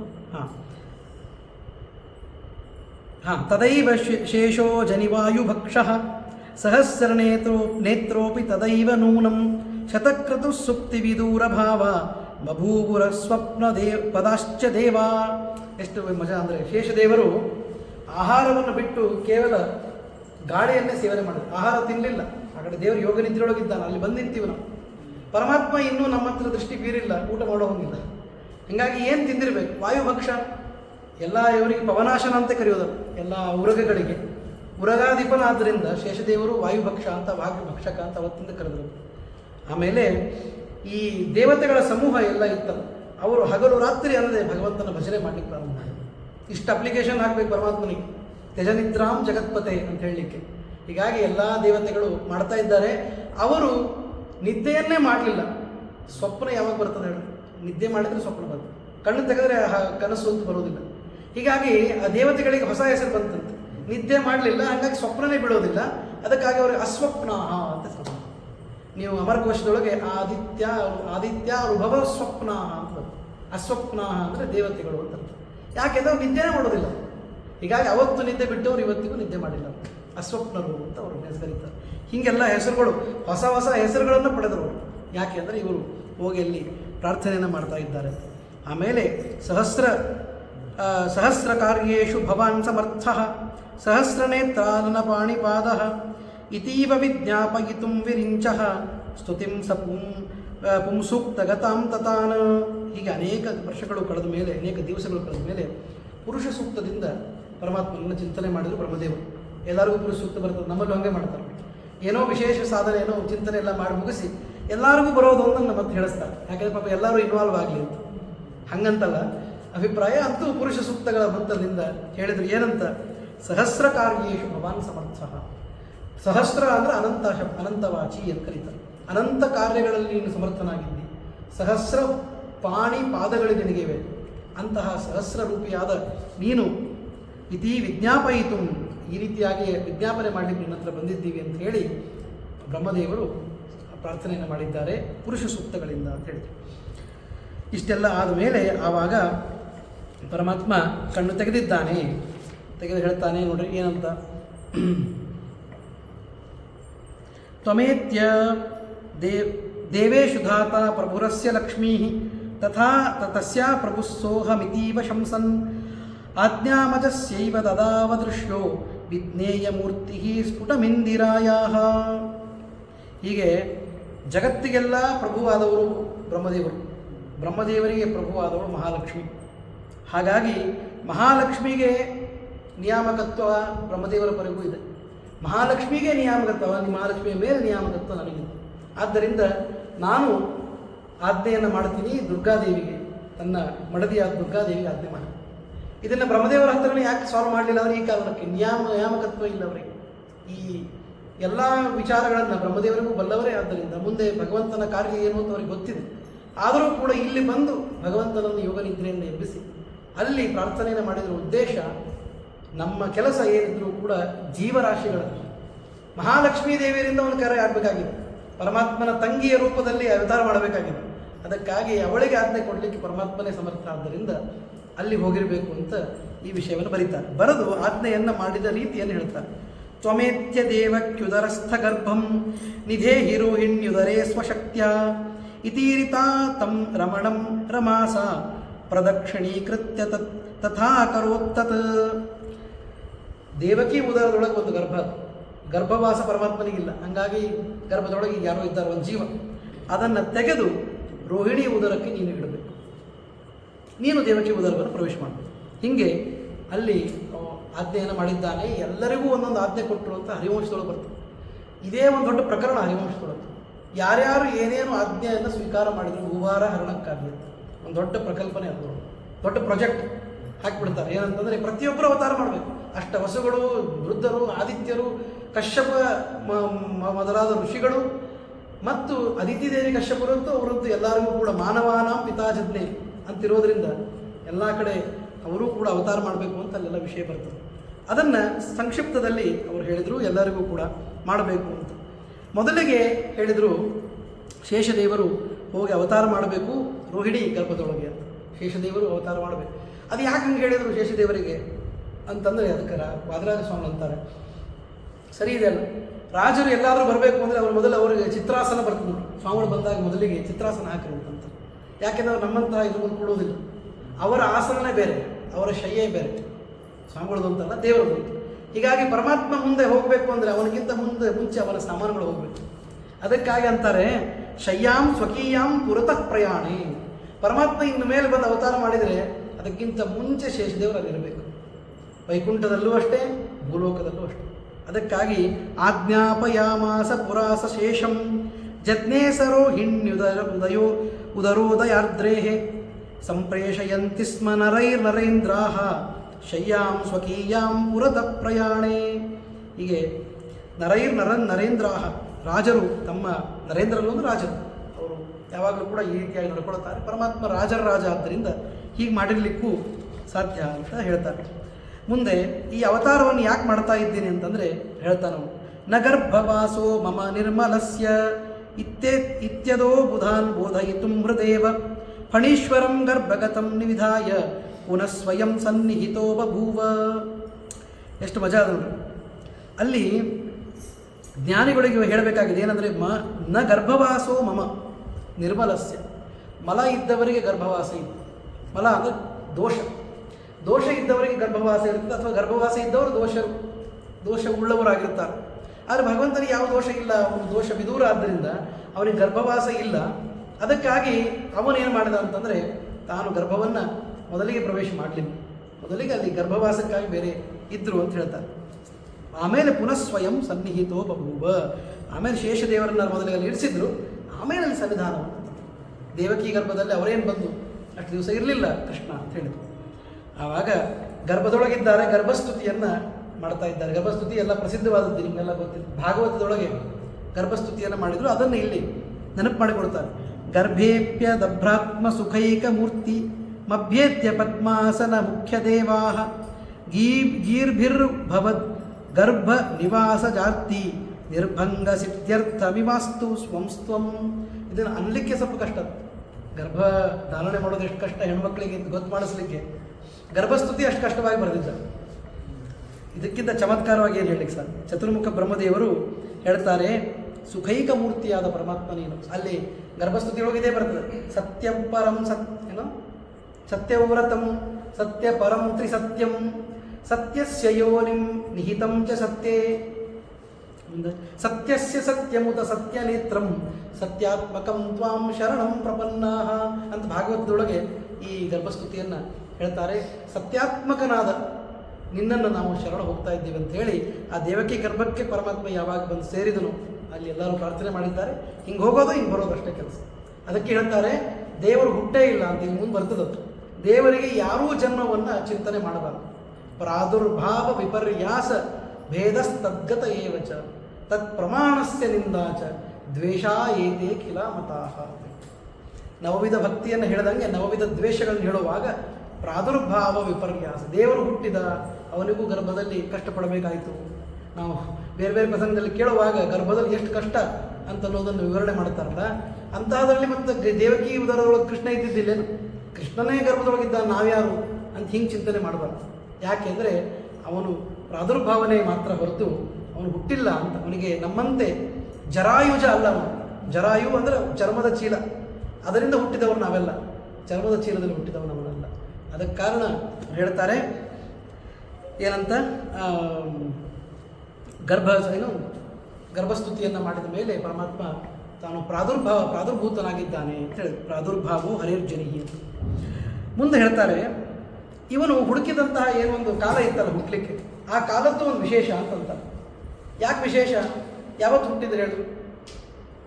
ಕೃಷ್ಣ ಪಕ್ಷದ ಅಷ್ಟಮಿ ರಾತ್ರಿ ಹೊತ್ತು, ಹೌದ್ರಿ, ಕಾಲಾಷ್ಟಮಿ ಅಂತ ಕರೀತಾರೆ ಅದನ್ನು ಅವತ್ತಿನ ದಿವಸ ಅವನು ಅವತಾರ ಮಾಡಿದ್ನಲ್ಲ, ಅದಕ್ಕೂ ಒಂದು ವಿಶೇಷ ಇರಬಹುದು ಅಂತಾರೆ. ಏನಂತ? ಅಥೋ ಜಯಂತ್ಯಾ ಮುದಭೂನ್ನಿಶೀತೆ ಶಶೀವದೇವಕ್ಯುದರೋ ಉದಯೋದರಾದ್ರೇ ದಿಗಷ್ಟಕೆ ರಾತ್ರಿಚರಾಂಜಿಗೀಶೋ ತಿಥಿರ್ನಿಶಾಸಾ ಚ ಗುಣೋಚಿತೈವ. ಹೆಚ್ಚಾಗಿ ನೋಡ್ರಿ, ಕೃಷ್ಣ ಪಕ್ಷ ಅಂತಂದರೆ ಅದು ಈ ಕಡೆ ಡಾರ್ಕರ್ ಸೈಡ್, ಅಂದರೆ ನಾವು ಹೆಚ್ಚು ಕತ್ತಲೆ ಕಡೆ ಹೋಗ್ತಾ ಇರ್ತೀವಿ. ಕೃಷ್ಣ ಬರೋದೇ ಆದರೆ ಕತ್ತಲೆ ಕಡೆನೇ ಬರ್ತಾ ಇದ್ದ. ಅವನು ಬರೋದೇ ಭೂಭಾರೋತ್ತಾರಣಕ್ಕಾಗಿ. ಅದಕ್ಕಾಗಿ ಕೃಷ್ಣ ಪಕ್ಷವನ್ನು ಆರಿಸಿಕೊಂಡ. ಯಾಕೆಂದರೆ ಅವನ ಹೆಸರು ಕೃಷ್ಣ, ಜೊತೆಗೆ ಅವನು ಬರ್ತಾ ಇರೋದು ಕತ್ತಲೆ ಕಡೆಗೇನೆ. ಭೂಭಾರ ಅಂದ್ರೆ ಕತ್ತಲೇನೆ ಅಲ್ಲ, ಅಜ್ಞಾನ ಅಂತ ಅರ್ಥ. ಆದ್ದರಿಂದ ಕೃಷ್ಣ ಪಕ್ಷ. ಆಮೇಲೆ ಅಷ್ಟಮಿ ಯಾಕೆ ಆರಿಸಿಕೊಂಡ ಅಂತ ಹೇಳ್ತಾರೆ. ಯಾಕೆಂದರೆ ದಿಗಷ್ಟಕಗಳು 8 ದಿಕ್ಕುಗಳಿವೆ. 8 ದಿಕ್ಕುಗಳಲ್ಲೂ ರಾಕ್ಷಸ ಇದ್ದಾರೆ. ಬರೀ 4 ದಿಕ್ಕುಗಳಲ್ಲ, 8 ದಿಕ್ಕುಗಳಲ್ಲಿ ಇರುವಂತಹ ಆ ದುಷ್ಟರನ್ನು ಸಂಹಾರ ಮಾಡಬೇಕು ಅಂತ ಅಷ್ಟಮಿ ದಿವಸ. ಅಷ್ಟಮಿ ದಿವಸ ಬೆಳಗ್ಗೆ ಆಯಿತಾ? ಇಲ್ಲ, ನಾವೆಲ್ಲ ರಾತ್ರಿವರೆಗೂ ಉಪವಾಸ ಇದ್ದು ರಾತ್ರಿ ತರ್ಪಣ ಕೊಡಬೇಕು. ಅದಕ್ಕಾಗಿ ಕಾಯಿಸಿದ ಪರಮಾತ್ಮ. ರಾತ್ರಿ ಯಾಕೆ ಅಂದರೆ ಅವರೆಲ್ಲರೂ ನಿಶಾಚರರು. ದುಷ್ಟರಿಗೆ ಸಾಮರ್ಥ್ಯ ಇರೋದೇ ರಾತ್ರಿ ಒಳಗೆ. ನೋಡಿರ್ಬೇಕಾದ್ರೆ ಸ್ಮಗ್ಲಿಂಗ್ ಆ್ಯಕ್ಟಿವಿಟಿ ಎಲ್ಲ ಯಾವಾಗ ನಡೀತಾವೆ? ರಾತ್ರಿ ನಡೀತದೆ, ಬೆಳಗ್ಗೆ ನಡೆಯೋದಿಲ್ಲ. ಯಾವ ಬೆಳಕು ಪಾಪವನ್ನು ಕಡಿಮೆ ಮಾಡುತ್ತೆ, ಕತ್ತಲೆ ಪಾಪವನ್ನು ಹೆಚ್ಚು ಮಾಡುತ್ತೆ. ಹೀಗಾಗಿ ನಿಶಾಚರರಾದ ದುಷ್ಟರನ್ನು 8 ದಿಕ್ಕುಗಳಲ್ಲಿ ದಮನ ಮಾಡಬೇಕು ಅಂತ ಹೇಳಿ ಕೃಷ್ಣ ಪಕ್ಷದ ಅಷ್ಟಮಿಯ ರಾತ್ರಿಯನ್ನು ಅವನು ಹುಡುಕಿಕೊಂಡಿರಬೇಕು ಅಂತ ವಾದರಾಜರು ಅಂತಾರೆ. ಈ ಕಾರಣ ಇರಬಹುದು. ರೋಹಿಣ್ಯಾಂ ಅರ್ಧರಾತ್ರಿಯತು ಯದಾ ಕಾಲಾಷ್ಟಮಿ ಭವೇತ್ ಅಂತೇಳಿ ಜಯಂತಿ ನಿರ್ಣಯದಲ್ಲಿ ಆಚಾರ್ಯರು ಹೇಳ್ತಾರೆ.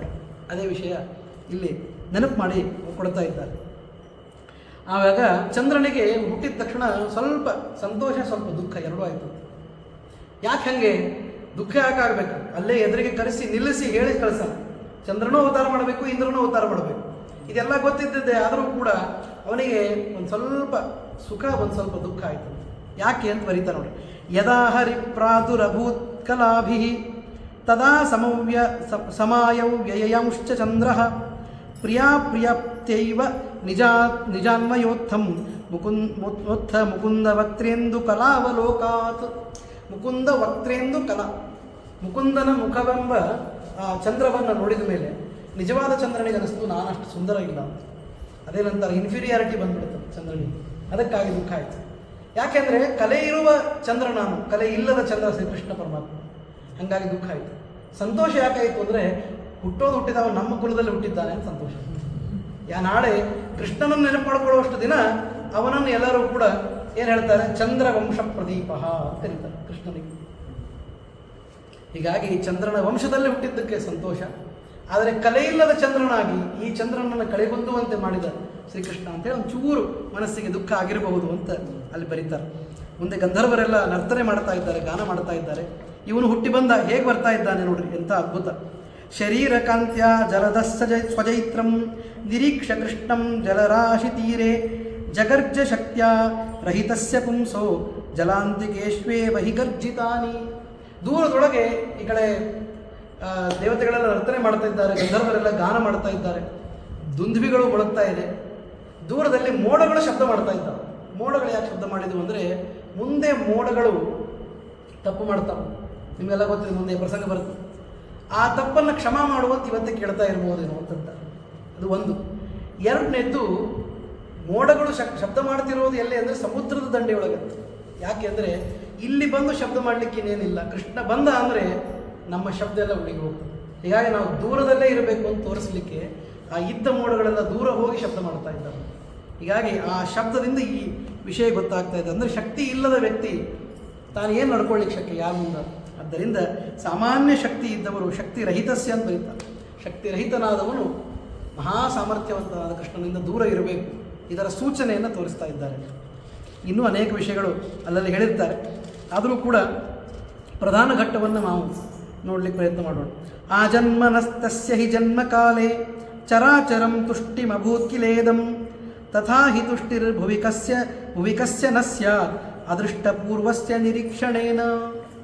ಚೇತನ ಅಚೇತನ ಇಡೀ ಪ್ರಪಂಚ ಎಲ್ಲವೂ ಕೂಡ ಸಂತೋಷ ಯಾಕೆ ಪಡ್ತು ಅಂತಂದರೆ ಕೃಷ್ಣ ಎಲ್ಲ ಸಾಮಾನ್ಯರಂತೆ ಹುಟ್ಟುವ ಮಕ್ಕಳಿಗೆ ಯಾರು ಸಂತೋಷ ಪಡ್ತಾರೆ?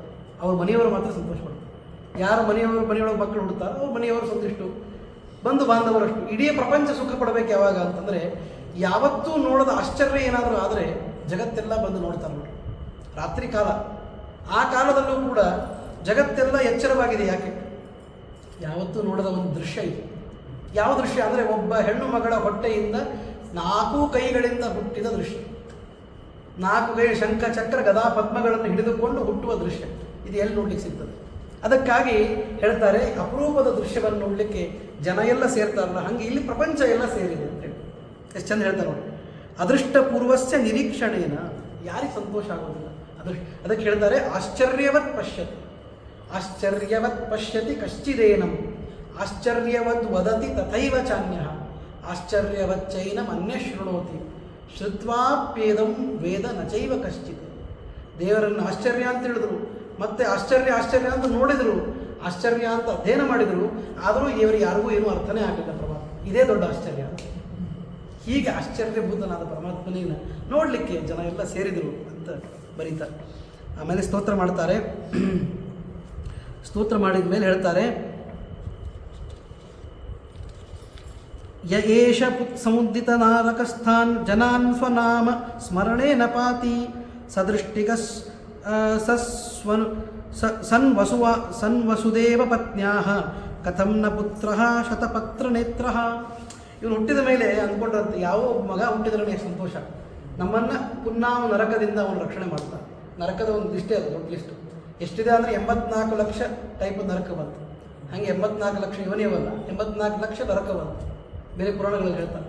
ಹೀಗಾಗಿ ಆ ನರಕಗಳಲ್ಲಿ ಒಂದು ನರಕ ಪುನ್ನಾಮ ನರಕ, ಪುತ್ ಅಂತ ಹೆಸರು. ಆ ನರಕದಿಂದ ರಕ್ಷಣೆ ಮಾಡುವವನು ಮಗ, ಪುತಾ ತ್ರಾಯತೆ ಇತಿ ಪುತ್ರ ಅಂತ ಕರೀತಾರೆ. ಅಂತಹ ಪುತ್ರರು ಹುಟ್ಟಿದಾಗಲೇ ಜನ ಪುತ್ರೋತ್ಸವ ಆಯಿತು ಅಂತ ಪೇಡೆ ಹಂಚ್ತಾರೆ ಎಲ್ಲರಿಗೂ. ಹಾಗೆ ಇರುವಾಗ ಇವನು ರಕ್ಷಣೆ ಮಾಡ್ತಾನೆ ಅಷ್ಟೇ ಅಲ್ಲ, ಮೋಕ್ಷವನ್ನು ಕೊಡ್ಲಿಕ್ಕೆ ಮತ್ತು ನಾವು ಯಾರ ಹತ್ರ ಹೋಗ್ಬೇಕಲ್ಲ, ಅವನೇ ಬಂದು ಮಗ ಹುಟ್ಟುತ್ತಾ ಇದ್ದ. ಹೀಗಾಗಿ ಇವ ಮೋಕ್ಷಪ್ರದ ವಾಸುದೇವನೇ ಮಗ ಆಗಿದ್ದಾನೆ. ವಸುದೇವನಿಗೆ ಮಗನಾಗಿ ಬರುವವನು ವಾಸುದೇವ. ಅವನು ಯಾರು ಅಂದರೆ ಮೋಕ್ಷಪ್ರದ, ಸುಮ್ಮನೆ ನರಕದಿಂದ ತ್ರಾಣ ಮಾಡುವವನಲ್ಲ ಅಂತ. ಆದ್ದರಿಂದ ಎಷ್ಟು ಸಂತೋಷ ಆಗಿರಬೇಕು ಆ ವಸುದೇವನಿಗೆ ಅಂಥೇಳಿ ಅದನ್ನು ನಮಗೆ ಊಹೆ ಮಾಡಲಿಕ್ಕೆ ಬಿಟ್ಟು ಬಿಡ್ತಾರೆ. ಬಿಟ್ಟು ಹೇಳ್ತಾರೆ ಏನಂತ, ಯದೀಹ ಜಾತೋ ವಸುದೇವ ವೀರ್ಯಾತ್. ಒಂದು ವೇಳೆ ಏನಾದರೂ ವಸುದೇವನಿಗೆ ಮಗನಾಗಿ ಹುಟ್ಟಿದ್ದ ಅಂತಾದರೆ, ಇಲ್ಲಿ ಒಂದು ಸಲ ಹೇಳ್ತಾರೆ, ಅವನು ನಿಜವಾಗಿಯೂ ಸಾಮಾನ್ಯರಂತೆ ಹುಟ್ಟಿದವನಲ್ಲ. ಯಾಕೆಂದರೆ ವಸುದೇವನ ವೀರ್ಯದಿಂದ ಹುಟ್ಟಿದ್ದು ನಿಜವಾಗಿದ್ದಿದ್ದರೆ ಅವನು ವಸುದೇವ ಹೇಗೆ ಹುಟ್ಟಿದ್ನು ಶೂರಸೇನನಿಗೆ ಹಾಗೆ ಹುಟ್ಟಬೇಕಾಗಿತ್ತು. ಎರಡೇ ಕೈಯಲ್ಲಿ ಜೋರಾಗಿ ಅಳ್ತಾ ಹುಟ್ಟಬೇಕಾಗಿತ್ತು. ಇಲ್ಲ, ಇವನು ಹಾಗೆ ಹುಟ್ಟಲಿಲ್ಲ. ವರಾಂಬರಂ ಕೌಸ್ತುಭ ರತ್ನ ಮುದ್ಯದ್ ಸುದರ್ಶನಂ ಶಂಖ ಗಜಾದಿಜಾತಂ. ಈ ಎಲ್ಲವನ್ನು ಹಿಡ್ಕೊಂಡು ಹುಟ್ಟಿದ್ದ. ಸುದರ್ಶನ, ಚಕ್ರ, ಶಂಖ, ಕೌಮೋದಕಿ ಎಲ್ಲವನ್ನು ಹಿಡಿದು ಪರಮಾತ್ಮ ಹುಟ್ಟಿದರೆ ಅಂತಹ ಹುಡುಗ ಹೇಗೆ ಹುಟ್ಟಿರಬೇಕು, ಹೇಗೆ ಬಂದ ಅಂತ ಯಾರೂ ಇಮ್ಯಾಜಿನ್ ಮಾಡಲಿಕ್ಕಾಗುತ್ತೆ. ಅಂತಹ ಅದ್ಭುತವಾದದ್ದು. ಅದನ್ನು ನೋಡಿ ಹೇಳ್ತಾರೆ, ಎಲ್ಲ ಇದು ಸಾಧ್ಯನಾ ಜಗತ್ತಿನೊಳಗೆ? ಅದಕ್ಕೆ ಹೇಳಿದ ನರಸಿಂಹ ರೂಪ ಯಾಕೆ ಸಾಧ್ಯ ಆಗುತ್ತೆ? ಮತ್ತು ನರಸಿಂಹ ರೂಪದಲ್ಲಿ ಯಾವ ಸ್ತ್ರೀ ಇದ್ದು, ಇಲ್ಲಿ ಸ್ತ್ರೀ ಯಾವುದೂ ಇದ್ದಾಳೆ ಪಕ್ಕದೊಳಗೆ. ಜಗತ್ತಲ್ಲಿ ಪ್ರಸವಕ್ಕಾಗಿ ಒಬ್ಬ ಸ್ತ್ರೀ ಇದ್ದಾಳೆ ಅಂತ ಅದರ ಒಂದು ಸನ್ನಿವೇಶ ಇತ್ತು. ನರಸಿಂಹ ರೂಪದಿಂದ ಪರಮಾತ್ಮ ಆವಿರ್ಭೂತನಾದಾಗ ಕಂಬದಲ್ಲಿ ಯಾರಿದ್ರು? ಅದು ಆ ಮನುಷ್ಯ ಆಕೃತಿ ಕೂಡ ನಮ್ಮ ಮೃಗಂ ನಮ್ಮ ಮಾನುಷಂ ಅಂತಹ ಆಕೃತಿಯಿಂದ ಹುಟ್ಟಿತಲ್ಲ. ಹೀಗಾಗಿ ಆಶ್ಚರ್ಯವನ್ನೇ ಪಡ್ತಾ ಇರ್ರಿ ನೀವು, ಅಷ್ಟೇ ಬಿಟ್ಟರೆ ಭಗವಂತನನ್ನು ಎಂದೂ ಕೂಡ ಹುಟ್ಟಿದವನು ಅಂತ ತಿಳಿಬೇಡ್ರಿ ಅಂತ. ಯದಾ ನೃಸಿಂಹಾಕೃತಿ ರಾವಿರಾಸೀತ್ ಸ್ತಂಭಾದ್ ವರಾಧಿಪೂರ್ವಂ ತದಾನು ಕಾಸ್ತ್ರೀ ಸುಶುಭೆ ಮುಕುಂದಂ. ಆವಾಗ ಯಾವ ಹೆಣ್ಣುಮಗಳು ಹಡಿದವನ್ನ ಯಾರೂ ಹಡಿಲಿಲ್ಲ, ಯಾರೂ ಪಡಿಲಿಲ್ಲ. ಆದ್ದರಿಂದ ಅದು ಹೆಂಗೋ ಇದು ಹಾಗೆ ಅಂತ ಹೇಳ್ತಾರೆ. ಅವ್ರಿಗೂ ಆಶ್ಚರ್ಯ, ಇವ್ರಿಗೂ ಆಶ್ಚರ್ಯ, ಅಷ್ಟೇ ಆಯಿತು ಅಂಥೇಳಿ ಹೇಳ್ತಾರೆ. ಆ ಕಡೆಯಿಂದ ದುರ್ಗಾವತಾರ ನಡೆದಿತು. ಆ ಕಡೆ ಹೇಳ್ತಾರೆ ನೋಡಿ, ತಥೈವ ಮಾಯಾ ಹರಿಣೋಪದಿಷ್ಟ ಬಭೂವನಂದಸ್ಯ ಕಲತ್ರ ರತ್ನೆ. ನಂದಗೋಪನ ಕಲತ್ರ ಹೆಂಡತಿ, ಆ ಹೆಂಡತಿ ಎಂಬ ರತ್ನದಲ್ಲಿ ಅಲ್ಲಿ ಒಬ್ಬಳು ದುರ್ಗಾದೇವಿ ಹುಟ್ಟಿದ್ದಾಳೆ. ಅದನ್ನು ಹೇಳ್ತಾರೆ ಇದೇ ಕಾಲಕ್ಕೆ. ಆದರೆ ಹೆಂಗೆ ಅಂತಂದರೆ, ದುರ್ಗಾದೇವಿ ಅಲ್ಲಿ ಹುಟ್ಟಿದ್ಲಲ್ಲ, ಅವಳು ಯಾಕೆ ಅಲ್ಲಿ ಅವತಾರ ಮಾಡಿರಬೇಕು ಅಂತೇಳಿ ಹೇಳ್ತಾರೆ ನೋಡಿ. ಯದಿಸ್ಮಧೀಮಾನ್ ವಸುದೇವ ಗೇಹೆ ವಾಸೋ ಮಮಸ್ಯಾದಿಹ ತರ್ಹಿ ಕಂಸಃ ಸುಹೃದ್ವಧ ಕ್ಲೇಶ ವಿದೂರ ಏವ ಯಮಾದಿತಿ ಸ್ಯಾತ್ ಅಗಮದ್ವ್ರಜಂ ತತಃ. ಅವಳನ್ನು ಅಲ್ಲಿ ಹುಟ್ಟಿಸಿ ಇಲ್ಲಿ ಕರ್ಕೊಂಬರುವಂಥದ್ದೇನೈತಿ? ಇವಳೇ ಇಲ್ಲಿ ಹುಟ್ಟಿಬಿಟ್ರೆ ಮುಗಿತಾ ಇರ್ತವೆ. ಅವನಲ್ಲಿ ಹುಟ್ಟಿದ್ರೆ ಮುಗಿದೋಗ್ತೀವಿ ಅಷ್ಟೇ ಅಲ್ಲ ಅಂತಂದರೆ ಇಲ್ಲ, ಹಂಗೆ ಮಾಡೋದಿಲ್ಲ. ಯಾಕೆಂದರೆ ಒಂದು ವೇಳೆ ನಾನು ಇಲ್ಲೇ ಹುಟ್ಟಿಬಿಟ್ಟಿದ್ರೆ, ಅಲ್ಲಿ ಹುಟ್ಟಿಬಿಟ್ಟಿದ್ರೆ, ಇವನು ತನ್ನ ಆಮೇಲೆ ಅವಲ್ಲಿಂದ ಈ ಕಡೆ ಬಂದು ಬಿಟ್ಟಿದ್ರೆ ಏನಾಗ್ತಿತ್ತು ಅಂದರೆ, ಈ ಬೇರೆ ಬೇರೆ ದುಷ್ಟರನ್ನೆಲ್ಲ ಕಳಿಸಿಕೊಡ್ತಾನಲ್ಲ ಕೃಷ್ಣನನ್ನು ಮೊದಲಿಗೆ ಕೊಲ್ಲಿಕ್ಕೆ, ಶಕಟ, ಭೂತನ ಮೊದಲಾದ ಸಂಹಾರ ಆಗಬೇಕಲ್ಲ. ಭೂಭಾರ ಹರಣ ಅಂತ ಒಂದೇ ಸಲಕ್ಕಾಗೋದಿಲ್ಲ, ಅನೇಕ ಬಾರಿ ಮಾಡಿಸ್ಬೇಕಲ್ಲ. ಹೀಗಾಗಿ ಕೃಷ್ಣನು ಕೂಡ ರಾಜಸೂಯಿ ಆಗಿ ಹೋದ ಕಾಲಕ್ಕೆ ಜರಾಸಂಧನ ಒಟ್ಟಿಗೆ 17 ಬಾರಿ ಮತ್ತೆ ಯುದ್ಧ ಆಗ್ತದೆ. ಒಟ್ಟು ಕೊಲ್ಲೋದಿಲ್ಲ ಜರಾಸಂಧ ಎಲ್ಲರನ್ನು ಕರ್ಕೊಂಡು ಬರೋದು, ಅಲ್ಲಿ ಇರೋರು ಎಲ್ಲರೂ ಹಂಚಿ ಎಳೆದು ತೊಗೊಂಡು ಬರೋದು, ಆ ದುಷ್ಟರನ್ನು ಸಂಹಾರ ಮಾಡೋದು, ಜರಾಸಂಧನ ವಾಪಸ್ ಕಳಿಸೋದು. ಸೇಫ್ ಆ್ಯಟ್ ಹೋಮ್ ಅಂತ. ಯಾಕೆ ಹಂಗೆ ಮಾಡ್ತಿದ್ದ ಅಂತಂದರೆ, ಇವತ್ತು ಕೊಂದರೆ ಈಗ ಉಳಿದವ್ರನ್ನ ಕರ್ಕೊಂಡ್ಬರೋರು ಯಾರು? ಇವನ್ ಪಾಪ ಕರ್ಕೊಂಡು ಬರ್ತಾ ಇರ್ತಾರೆ ಯಾವಾಗಲೂ. ಆದ್ದರಿಂದ ಆ ಸಂಯೋಜನೆಯ ಕೆಲಸವನ್ನು ಜರಾಸಂಧ ಮಾಡಲಿ, ಅದರಿಂದಲೂ ಭೂಭಾರ ಕಡಿಮೆ ಆಗಲಿ ಅಂತೇಳಿ ಜರಾಸಂಧನಿಗೂ ಅವಕಾಶದ ಮೇಲೆ ಅವಕಾಶ ಕೊಡ್ತಾ ಇತ್ತು. ಮುಂದೆ ವಾಯುದೇವರ ಹತ್ರ ಆ ಕೆಲಸ, ಭೀಮಸೇನ ನಂತರ ಜರಾಸಂಧನ ಸಂಹಾರ ಆಯಿತು. ಇದನ್ನು ಕೇಳ್ತೀವಿ. ಹಾಗೆ ಅದರ ಮೊದಲನೇ ಭಾಗ ಇದು ಮುಂದುವರೆದ ಭಾಗ. ಅದಕ್ಕಾಗಿ ವಸುದೇವನ ಮನೆಯಲ್ಲೇ ಇದ್ದು ಬಿಟ್ಟರೆ ಆ ಕೆಲಸ ಆಗೋದಿಲ್ಲ ಅಂಥೇಳಿ ನಂದಗೋಪನ ಮನೆಗೆ ತಾನು ಹೋಗಿ ಅಲ್ಲಿ ಹುಟ್ಟಿದ ದುರ್ಗಾದೇವಿಯನ್ನು ಇಲ್ಲಿ ಕರ್ಕೊಂಡು ಬಂದ. ಹಿಂಗಿರಬೇಕು ಅಂತ ಅವ್ರು ಬರೀತಾರೆ. ಮತ್ತೆ ಹೇಳ್ತಾರೆ, ಸಕಂ ಸವೀತ್ಯಾಭಿಯವ್ರಜಂ ಸಹ ಸ್ವಶಂಶ್ರಿತ ನಾಮ ಭಯಸ್ಯ ಕರ್ತ ಸ್ವವಲ್ಲಭಾಂ ನಂದ ಕಲತ್ರ ಜಾತಾಂ ಮನೋರಮಾಂ ವೀಕ್ಷಿತುಮೇವ ಸೋಗಾತ್. ಇದು ಒಂದು ಕಾರಣ ಇರ್ಬೋದು. ಇನ್ನೊಂದು ಕಾರಣ ಏನು? ಒಂದು ಕಾರಣ ಯಾವುದು? ಇಲ್ಲಿಂದ ಅಲ್ಲಿ ಹೋಗ್ಲಿಕ್ಕೆ ಕಾರಣ, ಅಲ್ಲಿಗೆ ಜನ ಬರ್ತಾರೆ, ಅವ್ರನ್ನ ಹರಣ ಮಾಡಬೇಕು. ಎರಡನೇದು ಕಾರಣ ಏನಿರ್ಬೋದು ಅಂತಂದರೆ, ದುರ್ಗಾದೇವಿ ನಲ್ಲಿ ಹುಟ್ಟಲಿಕ್ಕೆ ಹೇಳಿದ್ದೀನಿ, ಅವಳನ್ನು ಬಿಟ್ಟು ಒಂದು ಕ್ಷಣ ಇರುವುದಿಲ್ಲ ಪರಮಾತ್ಮ. ನಿತ್ಯಾಭಿಯೋಗಿ ಆದವನು. ಆದ್ದರಿಂದ ದುರ್ಗೆಯು ಶಿಶುರೂಪದಲ್ಲಿ ಹೆಂಗೆ ಕಾಣ್ತಾಳೆ ಅಂತ ನೋಡ್ಲಿಕ್ಕೆ ಹೋದ. ನನ್ನ ಹೆಂಡತಿ ಮಗು ರೂಪದಲ್ಲಿ ಹೇಗಿರ್ಬೋದು ಅದನ್ನು ನೋಡ್ಲಿಕ್ಕೆ ಹೋದ್ನೇನೋ, ಆ ಒಂದು ಪ್ರೀತಿಯಿಂದ ಕೃಷ್ಣ ಧಾವಿಸಿ ಹೋದ ಅಂತ ಅಲ್ಲಿ ಬರೀತಾರೆ. ಇದು ಕವಿಗಳಿಗೆ ಮಾತ್ರ ಗೋಚರ ಆಗುವ ದೃಷ್ಟಿ. ನಾವೆಂದೂ ಇದನ್ನು ವಿಚಾರ ಮಾಡಿರಲಿಲ್ಲ. ಈ ಗ್ರಂಥ ಓದೋವರೆಗೂ ಅದು ಗೊತ್ತೇ ಆಗಿರಲಿಲ್ಲ, ಹಿಂಗೂ ಇರ್ಬೋದಲ್ಲ ಅಂತೇಳಿ.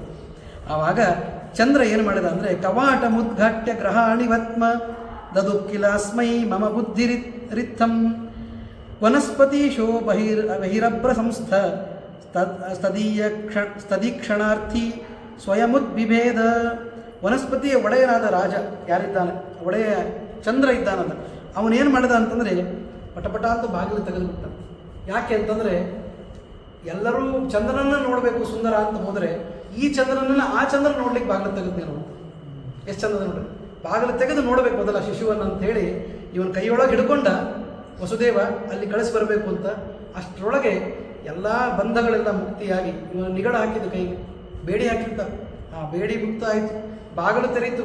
ಜನ ಎಲ್ಲ ಮುಡಿಚೆ ಹೋಗಿದ್ದಾರೆ, ಸುಮ್ಮನೆ ಬಾಗಿಲು ತೆಗಿತಾ ಹೋಯ್ತು. ಯಾಕೆಂದರೆ ಚಂದ್ರನೇ ಧಾವಿಸಿ ಬಂದಿದ್ದಾನೆ ನೋಡಲಿಕ್ಕೆ ಅಂತ. ಅದಕ್ಕಾಗಿ ಚಂದ್ರ ಅಲ್ಲಿ, ಅದಕ್ಕಾಗಿ ಹೇಳ್ತಾರೆ. ಅದಾದ ಮೇಲೆ ಅಂತಾರೆ, ಇದು ಒಂದು ಸತ್ಯ. ಇನ್ನೊಂದು ಸತ್ಯ ನಮಗೆಲ್ಲ ಬೇಕಾದ ಪರಮಾರ್ಥ ಸತ್ಯ, ಅದನ್ನು ಹೇಳ್ತಾರೆ. ಕರೆ ನಿಧಾಯಾದ್ಭುತ ಬಾಲಮೇನಂ ಅಭೂತ್ ಬಹಿರ್ನಿಸ್ಸರಿತೋಸ್ಯ ಶೌರೇ ನತದ್ಗೃಹಾದ್ವಾರ ಗಣೋಂತರಾಯ ಕರಸ್ಥದೇವಸ್ಯ ಕುತೋಂತರಾಯ. ಅಂತರಾಯ ಅಂದರೆ ದುಃಖ, ವಿಘ್ನ. ಹೇಳ್ತಾರೆ, ಜಗತ್ತಿನೊಳಗೆ ನಾವು ಯಾರ ನಾಮಸ್ಮರಣೆಯಿಂದ ವಿಘ್ನಗಳನ್ನು ಪರಿಹಾರ ಮಾಡ್ತೀವಿ. ವಿಘ್ನ ವಿಘಾತಾದಿ ಸಾಧನತೆಯ ನಾರಾಯಣ ಪದಂ ಅಂತ ಬರೀತಾರೆ. ನಾರಾಯಣನ ಸ್ತೋತ್ರವನ್ನು ಯಾಕೆ ಮಾಡಿದರು ಆಚಾರ್ಯರು? ಎಲ್ಲ ಕಡೆ ನಾರಾಯಣ ನಾರಾಯಣ ಅಂತ ದೇವ್ ಆಚಾರ್ಯರು. ನಾರಾಯಣಂ ಗುಣೈಸ್ತರವೈ, ನಾರಾಯಣಂ ನಿಖಿಲ ಪೂರ್ಣ ಗುಣೈಕ ದೇಹಂ, ನಾರಾಯಣಂ ನಮಸ್ಕೃತ್ಯ, ಹೀಗೆಲ್ಲ ಬರ್ತದಲ್ಲ. ಅಂದಾಗ ಆ ಭಗವಂತನ ನಾಮಸ್ಮರಣೆ ನಮ್ಮ ಎಲ್ಲ ವಿಘ್ನಗಳನ್ನು ಪರಿಹಾರ ಮಾಡ್ತದೆ. ನಾಮಸ್ಮರಣೆಯನ್ನು ನಾಲ್ಗೆ ಮೇಲೆ ಧಾರಣೆ ಮಾಡೋದಲ್ಲ, ಕೃಷ್ಣನನ್ನೇ ಕೈಯೊಳಗೆ ಧಾರಣೆ ಮಾಡ್ಯಾರ. ಕರಸ್ಥ ದೇವಸ್ಯ ಕುತೋಂತರಾಯ, ಕೈಯೊಳಗೆ ಪರಮಾತ್ಮನನ್ನು ಹಿಡಿದುಕೊಂಡ್ರೆ ಎಲ್ಲಿ ಅಂತರಾಯ, ಎಲ್ಲಿ ವಿಘ್ನ. ಅದಕ್ಕಾಗಿ ಈ ಪುಸ್ತಕ ರುಕ್ಮಿಣೀಶ ವಿಜಯ ಕಾವ್ಯ ಕೃಷ್ಣನ ಸ್ವರೂಪ ಪ್ರತಿಮೆಯಂತೆ ಇದೆ. ಅದನ್ನೇ ಕೈಯೊಳಗೆ ಹಿಡ್ಕೊಂಡ್ರೆ ನಮ್ಗೆ ಯಾವ ವಿಘ್ನ ಬರಲಿಕ್ಕೆ ಶಕ್ಯ? ವಿಘ್ನನೇ ಇಲ್ಲ. ಯಾಕೆ ಅಂದರೆ ವಸುದೇವನನ್ನು ನೆನಪು ಮಾಡಿಕೊಂಡ್ರೆ ಅಂತ. ಸಾಕ್ಷಾತ್ ಕೃಷ್ಣನ ಕೈಯೊಳಗೆ ಹಿಡ್ಕೊಂಡು ತಲೆಯ ಮೇಲೆ ಇಟ್ಕೊಂಡ, ಆವಾಗ ಎಲ್ಲ ತಾನೇ ಬಿಚ್ಚಿಕೊಂಡು ಹೋಯ್ತು. ಯಮುನೆ ದಾರಿ ಕೊಟ್ಟಳು ಅಂತ ಮುಂದೆ ಬರೀತಾ. ಯಾಕೆ ಅಂದರೆ ಕರಸ್ಥ ದೇವಸ್ಯ ಕುತೋಂತರಾಯ. ಆದ್ದರಿಂದ ಹಿಂಗಾಯಿತು. ಮುಂದೆ ಹೇಳ್ತಾರೆ, ಶೇಷದೇವರು ಓಡಿ ಬಂದರಂತೆ. ಹೊರಗೆ ಬರದ ತಕ್ಷಣ ಮಳೆ ಬರಲಿಕ್ಕೆ ಶುರುವಾಯಿತು. ಈಗೂ ಕೂಡ ಜಗನ್ನಾಥರ ಕ್ಷೇತ್ರದೊಳಗೆ ಒಂದು ಹೆಜ್ಜೆ ಹೊರಗಿಟ್ಟ ಅವನು ಇದರ ದಿವಸ ಅಂತಂದರೆ ಏನೂ ಇಲ್ಲದ ಆಕಾಶದಲ್ಲಿ ಮಳೆ ಬರ್ತದೆ. ಏನೂ ಇರೋಂಗಿಲ್ಲ ಅದರೊಳಗೆ. ಪೂರ್ಣ ಮಧ್ಯಾಹ್ನದ ಹೊತ್ತು ಒಂದು ಮೋಡ ಇಲ್ಲ. ಆದರೆ ಬಲರಾಮ ಸುಭದ್ರ ಆದ ಮೇಲೆ ಕೃಷ್ಣ ಯಾವಾಗ ಹೊರಗೆ ಬರ್ತಾನೋ ಲೋಕದ ದರ್ಶನಕ್ಕಾಗಿ ಅವತ್ತು ಮಳೆ ಬಂದೇ ಬರ್ತದೆ. ಜಗನ್ನಾಥ ಕ್ಷೇತ್ರದಲ್ಲಿ ಇವತ್ತಿಗೂ ಅದನ್ನು ಹೇಳ್ತಾರೆ. ಹಾಗೆ ಕೃಷ್ಣನಿದ್ದಲ್ಲಿ ಆ ವರ್ಷ ಅಂತಂದರೆ ಸಮೃದ್ಧಿಯ ಸಂಕೇತ. ಹೀಗಾಗಿ ಈ ಕೃಷ್ಣ ಹೊರಗೆ ಬಂದಲ್ಲ, ವಸುದೇವ ಕೈಯೊಳಗೆ ಹಿಡ್ಕೊಂಡು ಬರ್ತಾ ಇದ್ದಾನೆ, ತಲೆ ಮೇಲೆ ಇಟ್ಟುಕೊಂಡು ಜೋರಾಗಿ ಮಳೆ ಬರಲಿಕ್ಕೆ ಶುರುವಾಯಿತು. ಆವಾಗ ಶೇಷದೇವರು ಛತ್ರಿಯಂತೆ ಬಂದು ತನ್ನ ಫಣಾಮಣಿಯನ್ನು ತಂದಿಟ್ಟರಂತೆ. ಅದು ಹೇಳ್ತಾರೆ ನೋಡಿ, ಅಗಸ್ಯತಸ್ಯ ಪ್ರಶಮೇ ಚಯೈವ ಪತಿವ್ರಜಂತಂ ಫಣಿಪಸ್ಸಿ ಸೇವೆ. ಶೇಷದೇವರು ಯಾಕೆ ಬಂದು ಅದನ್ನು ಸೇವೆ ಮಾಡಿದರು ಅಂದರೆ ಅದಕ್ಕೊಂದು ಕಾರಣ ಅಂತ. ಅಣ್ಣನಾಗಿ ಹುಟ್ಟಿದಾಗ ಒಂದಿಷ್ಟು ದರ್ಪ ತೋರಿಸ್ಬೇಕಾಗ್ತದೆ, ಒಂದಿಷ್ಟು ಹೆಚ್ಚಿನ ಮಾತುಗಳನ್ನು ಹೇಳಬೇಕಾಗ್ತದೆ. ತಮ್ಮನಿಗೆ ಆಜ್ಞೆ ಮಾಡಬೇಕಾಗ್ತದೆ. ಮೊದಲನೇದು ಆಜ್ಞೆ, ಅಣ್ಣ ಅಂದ್ರೆ ಆಜ್ಞೆ. ಆದ್ದರಿಂದ ಪರಮಾತ್ಮನಿಗೆ ಆಜ್ಞೆ ಮಾಡಿದ ಒಂದು ಪಾಪ ಬರ್ತದಲ್ಲ, ಆ ಪಾಪವನ್ನು ಕಳ್ಕೊಡ್ಲಿಕ್ಕೆ ಶೇಷದೇವರು ಧಾವಿಸಿ ಬಂದಿರೋದು. ಮುಂದೆ ಪಾಪ ಬರೋದಲ್ಲ ಸ್ವಾಮಿ, ಹೀಗೆ ಒಂಚೂರು ಅದು ಕಮ್ಮಿ ಮಾಡು, ನಾನು ನಿನಗೆ ಮಳೆಗೆ ಕೊಡೆಯಾಗಿ ನಿಲ್ತೀನಿ ಅಂತ ಹೇಳಿ ಕೊಡೆಯಂತೆ ತನ್ನ ಸರ್ಪವನ್ನು ತಂದು ಹಿಡಿದಿದ್ದಾನೆ ಅಂತ ಹೇಳಿ ಹೇಳ್ತಾರೆ. ಆಮೇಲೆ ದಾರಿಗೆ ಹೋದ ತಕ್ಷಣ ಮಧ್ಯದೊಳಗೆ ಯಮುನಾ ನದಿ ದಾಟಿ ಆಚೆ ಹೋಗಬೇಕು. ಆವಾಗ ಯಮುನಾ ನದಿ ಬಂದ ತಕ್ಷಣ ಜೋರಾಗಿ ಹರಿತಾ ಇದ್ದಾಳೆ, ಮಳೆ ಬೇರೆ ಬರ್ತಾ ಇದೆ. ಯಮುನಾ ನದಿ ಹಿಂಗೆ ಸೈಡ್ ಆಗಬೇಕು, ಎರಡು ಭಾಗ ಆಗಿದೆ. ಕಾಲು ಪಾದ ತೊಳಿಬೇಕಷ್ಟೇ, ಅಷ್ಟೇ ನೀರು. ಅದ್ಯಾಕೆ ಹಂಗಾಗಿರ್ಬೇಕು ಅಂತಂದರೆ ಹೇಳಿದ್ರು, ನಿಬದ್ಧ ಸೇತುಂ ರಘುವಂಶಕೇತು ಭ್ರೂಭಂಗ ಸಂಭ್ರಾಂತ ಪಯೋಧಿ ಮಧ್ಯೆ. ಭ್ರೂಭಂಗದಿಂದ ಸಂಭ್ರಾಂತನಾದ ಪಯೋಧಿ ಅಂದರೆ ಯಮುನಾದೇವಿಯ ಗಂಡ ಸಮುದ್ರ ರಾಜ ರಾಮದೇವರು ದಾರಿಯನ್ನು ಕೊಡಲಿಲ್ಲ, ಅವಕಾಶವನ್ನು ಕೊಡಲಿಲ್ಲ ಅಂತೇಳಿ ಸಮುದ್ರದ ಮೇಲೆ ಒಂದು ಸಲ ಹೂಬಾರಿಸಿದ್ರಂತೆ. ಸುಮ್ಮನೆ ಹೂಬಾರಿಸಿದ್ರಂತೆ, ಯಾಕೋ ಅಷ್ಟಕ್ಕೆ ಸಮುದ್ರ ಹಿಂಗಾಗ್ಬಿಡ್ತು. ಆವಾಗ ಸಮುದ್ರ ರಾಜ ತಪ್ಪಾಯಿತು ಅಂತ ಕ್ಷಮಾ ಕೇಳಿ ಮುಂದೆ ಅಲ್ಲಿ ಒಂದು ಇದನ್ನು ಕಟ್ಟಿದ. ಹಾಗಾಗಿ ಸಮುದ್ರ ರಾಜ ನನ್ನ ಗಂಡನಿಗೆ ಹೂಬಾರಿಸಿದ ಪರಮಾತ್ಮ. ಇನ್ನು ಈ ಮಗು ನನಗೆ ಇನ್ನೇನು ಮಾಡಲಿಕ್ಕಿಲ್ಲ, ಕೃಷ್ಣ ರೂಪದಿಂದ ಏನಾದರೂ ಮಾಡಿ ಅನ್ನುವಂಥ ಭಯ ಬಿದ್ದು ಯಮುನೆ ದಾರಿ ಬಿಟ್ಟಿರಬೇಕು ಅಂತಂತ ಇದು ಕವಿಯ ಕಲ್ಪನೆ. ಪುರಾ ಸ್ವಭರ್ತು ಪ್ರತಿಬಂಧಕರ್ತು ವಿಶೋಷಣಂ ಬಂಧನ ಕರ್ಮ ಬಂಧನ ಮರ್ಕಕನ್ಯಾ ವಿಚಿಂತ್ಯ ಭೀತೇವ ದದೌ ಮುರಾರೇ ಪ್ರವಾಹ ಮಾರಾತ್ ಪರಿಹೃತ್ಯ ಮಾರ್ಗಂ. ಮುರಾರಿಯಾದ ಪರಮಾತ್ಮನಿಗೆ ಎಲ್ಲವನ್ನು ದೂರ ಸಲ್ಲಿಸಿ ಮೊದಲಿಗೆ ಪ್ರವಾಹವನ್ನು ಕಡಿಮೆ ಮಾಡಿ ಅಲ್ಲಿ ದಾರಿಯನ್ನು ಕೊಟ್ಟಲು. ಈ ಕಾರಣಕ್ಕಾಗಿ ಸಮುದ್ರವನ್ನೇ ಪೂರ್ಣವಾಗಿ ಹಾಹಾಕಾರ ಮಾಡುವ ರಾಮದೇವರನ್ನು ಅಪರರ ರೂಪದಂತೆ ಇರುವ ಕೃಷ್ಣ ರೂಪ ಇದೆ, ಅದರಿಂದ ನದಿಯನ್ನೇನು ಬಿಡ್ತಾನೆ ಅಂತ ಹೇಳಿ ಭಯ ಬಂದಿರಬೇಕು ಅವಳಿಗೆ ಅಂತ ಬರೀತಾರೆ. ಅದಾದ ಮೇಲೆ ಹೇಳ್ತಾರೆ, ಭವಪ್ರವಾಹೋಪಿ ತವೈವ ಮೇನೆ ಇತಿ ಉದೀರಯಂತೀವ ಯಮಸ್ವಸಾಸ ಕರಸ್ಥ ಕೃಷ್ಣಾಯ ದಿದೇಶ ದೂರೇ ಪ್ರವಾಹ ಮಾಧಾಯ ಪದಾರ್ಹ ಪದ್ಯಾಂ. ಹೀಗಾಗಿ ಪೂರ್ಣ ಸರೋದಲ್ಲ, ಮಧ್ಯದೊಳಗೆ ಪೂರ್ಣ ರಸ್ತೆ ಆಗಲಿಲ್ಲ, ಸ್ವಲ್ಪ ನೀರು ಇತ್ತಂತ. ಯಾಕೆ ಅಂತಂದರೆ ಈ ಪ್ರವಾಹನೂ ಕೂಡ ನಿನ್ನದೇ ಅನುಗ್ರಹದಿಂದ ಬಂದದ್ದು. ನದಿಗೆ ಪ್ರವಾಹ ಇದ್ರೆ ಮರ್ಯಾದೆ ನೋಡ್ರಿ. ಸುಮ್ಮನಿರೋ ನದಿಗೆ ಯಾರು ಬಹಳ ವಿಚಾರ ಮಾಡೋದಿಲ್ಲ, ಇಳಿಲಿಕ್ಕೆ ವಿಚಾರ ಮಾಡೋದಿಲ್ಲ. ಗಂಗಾ ನದಿ ಇಳಿಬೇಕು ಅಂದರೆ ಎದೆ ನಮಗೆ ಜಲ್ ಅಂದ್ಬಿಡ್ತು. ಯಾಕೆ ಅಂದರೆ ಅಷ್ಟು ಪ್ರವಾಹ ಇರ್ತದೆ. ಗಂಗಾ ಪ್ರವಾಹ ಅಂದರೆ ಏನು, ಗಂಗಾ ಘೋಷ ಕೇಳಿದರೆ ಗಾಬರಿ ಆಗುವಷ್ಟು ಸೌಂಡ್ ಇರ್ತದೆ, ಅಂತಹ ಪ್ರವಾಹ ಅಂತ. ಹಾಗೆ ಯಮುನೆಯು ಪ್ರವಾಹದಿಂದ ಅವಳು ಚೆನ್ನಾಗಿ ಭರಿತಳಾಗಿದ್ದು, ಆದರೂ ಕೂಡ ನೆನಪು ಮಾಡಿಕೊಂಡಂತೆ ಪ್ರವಾಹವನ್ನು ಕೊಟ್ಟು ನನಗೊಂದು ವಿಶೇಷವಾದ ಶೋಭೆಯನ್ನು ಕೊಟ್ಟಿದ್ದೀಯಲ್ಲ, ಅದಕ್ಕಾಗಿ ನಾ ಏನು ಮಾಡ್ಬೋದು, ಪಾದಪೂಜೆ ಮಾಡ್ಬೋದು. ಹೀಗಾಗಿ ಸ್ವಲ್ಪ ನೀರಿನಿಂದ ಪಾದಪೂಜೆಯನ್ನು ಮಾಡಿದ್ದು ಅಂತ ಬರೀತಾರೆ. ಎಷ್ಟು ಅದ್ಭುತವಾಗಿ ಅದನ್ನು ಹೇಳ್ತಾರೆ. ಹೇಳಿ ಅಂತಾರೆ, ಎಷ್ಟಾಯ್ತು? 8 ಕಾಲ ಆಯ್ತಾ? ಗರ್ಜದ್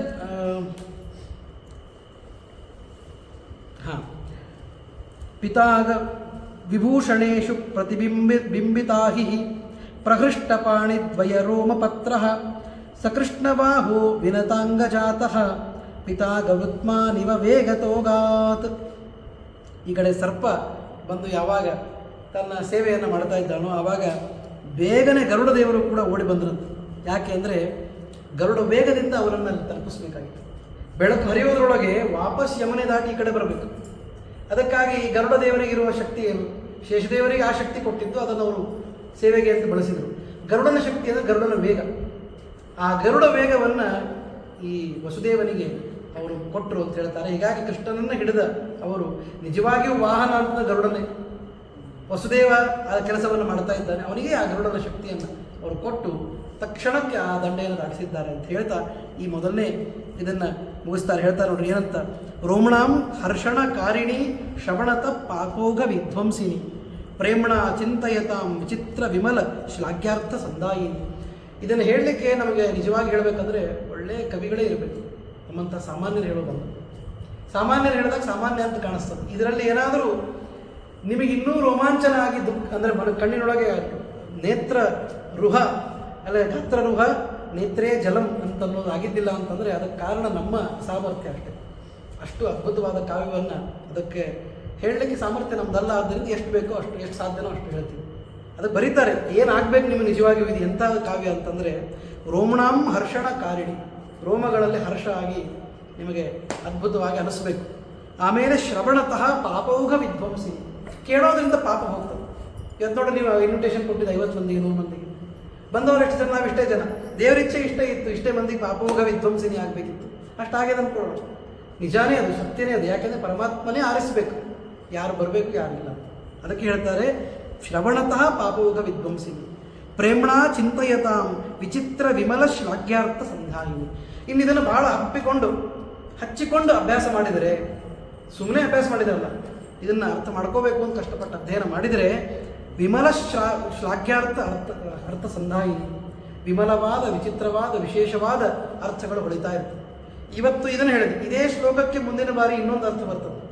ಯಾವಾಗ ಇದಕ್ಕೆ ನಾವು ಬೆಲೆ ಕೊಟ್ಟರೆ, ನಾವು ಶ್ರಮಪಟ್ಟು ಅದನ್ನು ಅಧ್ಯಯನ ಮಾಡಿದ್ವಿ. ಹೀಗಾಗಿ ಅಧ್ಯೇತೃಗಳಿಗೆ ಅದೊಂದು ಲಕ್ಷಣ ಇರಬೇಕು ಅಂತ. ಸಂಜಾತೆ ಭುವಿ ರುಕ್ಮಿಣೀಶ ವಿಜಯೇ ಸದ್ವಾದಿ ರಾಜೋದಿತೆ.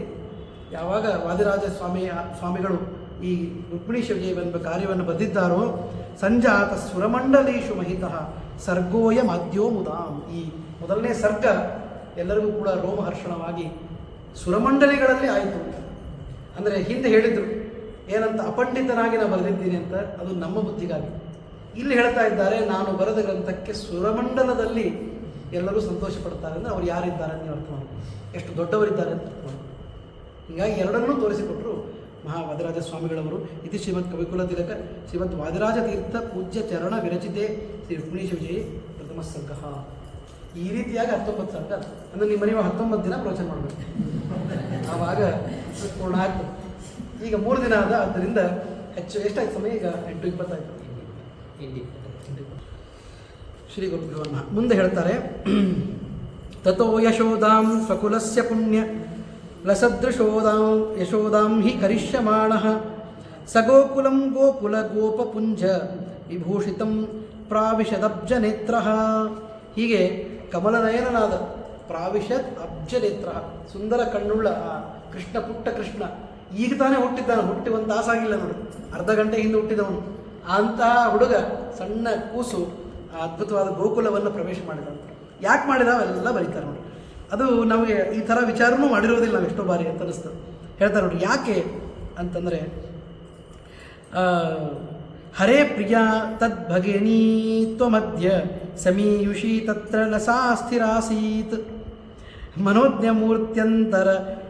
ಮೂರ್ತ್ಯಂತರ ತಸ್ತದೀಯ ವಿಶಾಲ ವಕ್ಷಸ್ಥಲಮೇತ್ಯ ತೃಪ್ತ. ನಾನು ಅಲ್ಲಿಂದ ದುರ್ಗಾದೇವಿ ಈ ಕಡೆ ಬಂದಲ್ಲ, ಇವರಿಗೆ ಹೊರಟ ತಕ್ಷಣ ಅಲ್ಲಿಂದ ಬರಲೇಬೇಕು, ಯಾಕಂದ್ರೆ ಜಾಗ ಖಾಲಿ ಆದರೆ ಇವ್ರನ್ನ ಅಲ್ಲಿ ಹೋಗಿ ಕೂಡಿಸ್ಬೋದು. ಹೀಗಾಗಿ ಅಲ್ಲಿ ಜಾಗನೂ ಖಾಲಿ ಆಗಲಿಕ್ಕೆ ತಯಾರಾಯಿತು. ಇವನು ಹೋದ, ಅಲ್ಲಿ ಸ್ಥಾಪಿಸಿದ, ಅಲ್ಲಿಂದ ದುರ್ಗಾದೇವಿಯನ್ನು ಕರ್ಕೊಂಡು ಬಂದ. ಯಾಕೆ ದುರ್ಗಾದೇವಿ ತಕ್ಷಣ ಹೊರಟು ಬಿಟ್ಲು ಅಲ್ಲಿಂದ ಅಂತಿರ್ಬೋದು ಅಂತ ಕವಿ ಹೇಳ್ತಾರೆ. ಏನಂದರೆ, ನಾನು ಇಲ್ಲೇ ಇದ್ದೆ ಸ್ವಲ್ಪ ಹೊತ್ತು ಅಂದರೆ 2 ಕೂಸು ಜೊತೆಗಿದ್ರೆ ಅಣ್ಣ ತಂಗಿ ಅಂದುಬಿಡ್ತಾರೆ. ನಾನು ಹೆಂಡತಿ ಆದವಳಿಗೆ ಮತ್ತು ನಾಳೆ ಯಾರಾದ್ರೂ ತಂಗಿ ಅಂತ ಕರೆದುಬಿಟ್ರೆ ನಾವು ಈಗೆಲ್ಲ ಶುರು ಮಾಡಿಬಿಡ್ರಿ, ಬಾ ತಂಗಿ ಹೋಗ್ತೀನಿ ಅಂತಂತೀವಿ ಮನೆಯೊಳಗೆ. ಯಾಕೆಂದರೆ ಲಗ್ನ ಆಗೋವರೆಗೂ ಹೆಂಡತಿ, ಅದಾದ್ಮೇಲೆ ತಂಗಿ ಅಕ್ಕ ಅಣ್ಣ ಎಲ್ಲ ಶುರು ಆಗ್ಬೋದು. ಯಾಕೆಂದರೆ ಸುಮ್ಮನೆ ವಿನೋದಕ್ಕೆ. ನಿಜವಾದ ಅರ್ಥದಲ್ಲಿ ನಾನು ಹೆಂಡತಿ ಆದ್ದರಿಂದ, ನಿತ್ಯಾಭಿಯುಕ್ತಳಾದ್ದರಿಂದ ಅಷ್ಟೇ ಅಲ್ಲ, ಅವನ ಹೃದಯದೊಳಗೆ ನಾನು ಇದ್ದೀನಿ, ಇಲ್ಲೇನು ಎಕ್ಸ್ಟ್ರಾ ಇರಬೇಕಾಗಿಲ್ಲ. ಅದನ್ನು ಬರೀತಾರೆ ಅವರು, ಸುಮ್ಮನೆ ನಾನು ಜೋಡಿಸಿ ಹೇಳಿದ್ದಲ್ಲ. ಹೀಗಾಗಿ ಹೃದಯದಲ್ಲಿ ಇದ್ದೀನಿ, ಆದ್ದರಿಂದ ಇದ್ದೀನಿ. ಇಲ್ಲಿ ಫಿಸಿಕಲ್ ಆಗಿರೋದಿಲ್ಲ, ಯಾಕೆಂದರೆ ಅದು ತಂಗಿ ಅಂತ ಕರೀತಾರೆ. ನಾಳೆ 2 ಮಕ್ಕಳು ಹುಟ್ಟಿದ್ದು ಅಣ್ಣ ತಂಗಿ ಅಂತ ಅಂದ್ಬಿಟ್ರೆ ಏನು ಮಾಡೋದು? ಅದಕ್ಕಾಗಿ ಅಂತಾರೆ ಚೆನ್ನಾಗಿರೋದಿಲ್ಲ. ಸಮೀಯುಷಿ ತತ್ರ ನಸಾ ಸ್ಥಿರಾಸಿ, ಬೇಡ ನಂಗಿರೋದು ಅಂಥೇಳಿ ವಿಶಾಲ ವಕ್ಷಸ್ಥಲವೇತ್ಯ ತೃಪ್ತ. ವಿಶಾಲವಾದ ಭಗವಂತನ ವಕ್ಷಸ್ಥಳದಲ್ಲಿ ಯಾವಾಗಲೂ ತೃಪ್ತಳಾಗಿ ವಾಸ ಮಾಡುವ ಮಹಾಲಕ್ಷ್ಮಿ ಬೇಡ ಈ ಜಾಗ ಅಂತ ಎದ್ದು ಹೊರಟ್ಲೇನೋ ಅನ್ನುವಂತೆ ಕಾಣಿಸ್ತಾ ಇತ್ತು. ಅವನು ದುರ್ಗಾದೇವಿಯನ್ನು ಕೈಯಲ್ಲಿ ಎತ್ತಿಕೊಂಡಿದ್ದು ಅಂತ ಹೇಳ್ತಾರೆ. ಆಮೇಲೆ ಹೇಳ್ತಾರೆ, ಇದಕ್ಕೆ ಇನ್ನೊಂದು ಅರ್ಥನೂ ನಾವು ಚಿಂತನೆ ಮಾಡಬೇಕು ಲೌಕಿಕವಾಗಿ. ಏನಂದರೆ, ಮುಕುಂದ ಸೇವಾರ್ಹ ಫಲಂ ಸ್ಮತಾವತ್ ವಹನ್ನಿವಾಥಾನಕ ದುಂದುಬಿಸ್ತಾಂ. ಈ ವಸುದೇವನಿಗೆ ಇನ್ನೊಂದು ಹೆಸರಿದೆ, ಆನಕ ದುಂದುಬಿ ಅಂತ. ಅದಕ್ಕೆ ಹೇಳ್ತಾರೆ, ಅವನಿಗೆ ಆನಕ ದುಂದುಬಿಗೆ ಒಂದು ಅದ್ಭುತವಾದ ಫಲ ಸಿಕ್ತು. ಏನು ಫಲ ಅಂತಂದರೆ, ಕೃಷ್ಣನನ್ನು ತಗೊಂಡೆಲ್ಲ ಕೈಗೆ, ಮಹಾಲಕ್ಷ್ಮಿ ತಾನೇ ಬಂದುಬಿಟ್ಟಳು. ಹೀಗಾಗಿ ಸಂಪತ್ತಿಗಾಗಿ ಕೃಷ್ಣ ಅಲ್ಲ, ಕೃಷ್ಣನಿಗಾಗಿ ಸಂಪತ್ತಿರಬೇಕು. ಅರ್ಥಾತ್ ಕೃಷ್ಣನಿಗಾಗಿ ಶ್ರಮ ಪಟ್ಟರೆ ಸಂಪತ್ತು ತಾನೇ ಬರ್ತದೆ. ಇದು ಲೌಕಿಕವಾದ ದೃಷ್ಟಿನೂ ಅದೇ ನೋಡೋದು. ಹೆಂಗೆ ಬರೀತಾರೆ ನೋಡಿ, ಹೇಳ್ತಾರೆ, ಸಬಿಭ್ರದಭ್ಯಾಗತ ಆತ್ಮವಾಸಂ. ಶಿಶು ಸ್ವರೂಪಿಯಾದ ಆ ಕಮಲಾದೇವಿಯನ್ನು, ಮಹಾಲಕ್ಷ್ಮಿಯನ್ನು ಕೈಯೊಳಗೆ ಹಿಡ್ಕೊಂಡಾಗ ಏನು ಅನಿಸ್ಬೇಕು ನಮಗೆ ಅಂದರೆ, ಕೃಷ್ಣನನ್ನು ಹೊತ್ತದ ಫಲಕ್ಕೆ ಇವತ್ತು ಮಹಾಲಕ್ಷ್ಮಿ ಬರ್ತಾ ಇದ್ದಾಳೆ. ಹೀಗಾಗಿ ಸಂಪತ್ತಿಗೂ ಅಭಿಮಾನಿನಿಯಾದ ಮಹಾಲಕ್ಷ್ಮಿ ಪರಮಾತ್ಮನ ಜೊತೆಗೇ ಬರೋಳು ಆದ್ದರಿಂದ ಈ ಕಾರ್ಯ ನಡೆಯಿತು ಅಂತ ಹೇಳಿ ಅಲ್ಲಿ ಹೇಳ್ತಾರೆ. ಸುತಂ ಯಶೋದ ಶಯನೇ ನಿಧಾಯ ವಿರಿಂಚಿ ಪೂರ್ವಾಮರ ಮುಖ್ಯತಾತಂ ವಿವೇಶಕಂ ಸಸ್ಯ ಗೃಹಂ ಸಶೌರಿ ಪ್ರಗೃಹ್ಯ ತನ್ಮೃತ್ಯುಮಿವಾಂಬಿಕಾಂ ತಾಂ. ಅಲ್ಲಿಂದ ಕಂಸನ ಮನೆಗೆ ಆ ಮಗಳನ್ನು ಕರ್ಕೊಂಡು ಬಂದ. ಹೇಗಿತ್ತು ಅದ್ರ ದೃಶ್ಯ ಅಂತಂದರೆ ಕಂಸನ ಮೃತ್ಯುವನ್ನೇ ಎತ್ತುಕೊಂಡು ಬಂದೇನೋ ಅಂತಂದ್ರೆ, ಕಂಸನ ಮೃತ್ಯುವನ್ನು. ಯಾಕಂದರೆ ಮೃತ್ಯುವನ್ನು ಸಂದೇಶ ಕೊಡಲಿಕ್ಕೆ ಮಗು ಮೃತ್ಯುವಾಗಿ ಅಲ್ಲಿದ್ದಾನೆ. ಅಂತೂ ಇವನ ಕೈಯೊಳಗಿದ್ದದ್ದು ಎರಡು ಕಂಸನ ಮೃತ್ಯುನೇ ಅದು, ಅಪರವಾಗಿ ಮತ್ತೇನಲ್ಲೇ ಇಲ್ಲ. ಹೀಗಾಗಿ ತನ್ನ ಮೃತ್ಯು ಇವಾಂಬಿಕಾ, ಅಂಬಿಕಾ ರೂಪದಲ್ಲಿರುವ ಮೃತ್ಯುವನ್ನೇ ತಗೊಂಡು ಬಂದ. ಬೆಳಗ್ಗೆ ಆದ ತಕ್ಷಣ ಕಂಸನಿಗೆ ಸುದ್ದಿ ಹೋಯಿತು, ಹೊಟ್ಟೆ ಕಳಿಸಿದ ಸುದ್ದಿ. ಯಾಕಂದರೆ ಇವನು ಧೈರ್ಯ ಇತ್ತಲ್ಲ ಈ ಸಲ ಹೆಣ್ಣು ಸಂತಾನ, ಅಷ್ಟಮ ಗರ್ಭ, ಹೆಣ್ಣಾಗ್ಲಿಕ್ಕೆ ಶಕ್ಯನೇ ಇಲ್ಲ, ಆಗಿದೆ. ಆದ್ದರಿಂದ ಇದನ್ನು ಕೊಲ್ಲೋದಿಲ್ಲ ಅಂತ ಒಂದು ವಿಚಾರ. ಆದರೆ ಅವನು ಯಾವ ಚಾನ್ಸು ತೊಗೊಳ್ಳೋದು, ಬೇಡ 8 ಇರಲಿ 9 ಇರಲಿ, ಅಂದರೆ 8 ಹೆಣ್ಣಾಗಿರಲಿ ಗಂಡಾಗಿರಲಿ ಕೊಲ್ಲೋದೆ ಅಂತ ನಿರ್ಧಾರ ಮಾಡಿದ್ದ. ಆದ್ದರಿಂದ ಕಂಸ ಓಡಿ ಬರ್ತಾ ಇದ್ದಾನಂತ. ಪ್ರಭಾತ ಕಾಲೇ ಖಳಮಪ್ರಘಾಸ ಪ್ರಬೋಧ್ಯ ಬಂಧಾತ್ ಪಿತರೌ ವಿಯೋಜ್ಯ ಹರೇರ್ ವಿಯೋಗೋದಿತ ಚಿಂತಾಂ ವಿಭೇದ ಮಾತು ಶಯನೀಯ ಸಂಸ್ಥಾಂ. ಕೃಷ್ಣ ಕರ್ಕೊಂಡು ಹೋದ ತಕ್ಷಣ ತಾಯಿಗೆ ವಿಯೋಗ ಆಗಿ ನೋಡಿದ್ದಲ್ಲ, ಕೃಷ್ಣ ಎದುರಿಗೆ ಇದ್ದ.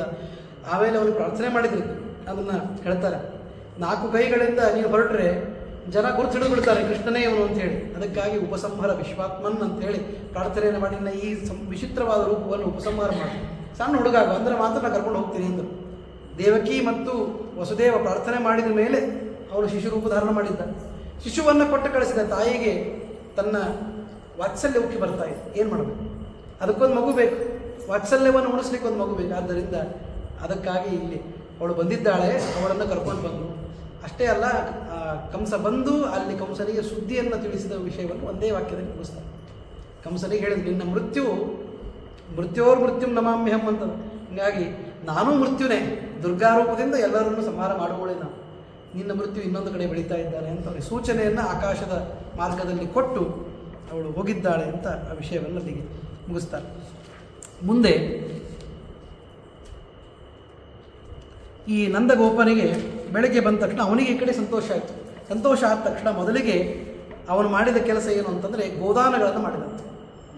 ತಕ್ಷಣ ಗೋದಾನದ ಸಂಕಲ್ಪ ಮಾಡಬೇಕು ಅಂತ, ಪುತ್ರೋತ್ಸವ ಆದಮೇಲೆ ಒಳ್ಳೆಯ ದಕ್ಷಿಣೆ, ದಾನ, ಗೋದಾನ ಇವುಗಳ ಸಂಕಲ್ಪವನ್ನಾದರೂ ಮಾಡಬೇಕು ಅಂತ. ಸ ನಂದಗೋಪ ಪ್ರದದೌ ದ್ವಿಜೇಭ್ಯೋ ಬಹೂನಿ ಗೋರೂಪ ಧನಾನಿ ವಿಷ್ಣು. ಆಗಿನ ಕಾಲಕ್ಕೆ ದೊಡ್ಡ ಸಂಪತ್ತು ಅಂದರೆ ಗೋ ಸಂಪತ್ತೇ ದೊಡ್ಡ ಸಂಪತ್ತು. ಮತ್ತು ಕೃಷ್ಣನು ಹಾಗೆ ಹೇಳಿದ್ದಾನೆ, ಗವಾಂ ಮಧ್ಯೆ ವಸಾಮ್ಯಹಂ, ನಾನಿರೋದೇ ಗೋವುಗಳ ಮಧ್ಯದೊಳಗೆ. ಗಾವೋಮೇ ಅಗ್ರತಃ ಸಂತು, ಗಾವೋಮೇ ಸಂತು ಪೃಷ್ಠತಃ, ಗಾವೋಮೇ ವಾಮತಃ ಸಂತು, ಗವಾಂ ಮಧ್ಯೆ ವಸಾಮ್ಯಹಂ.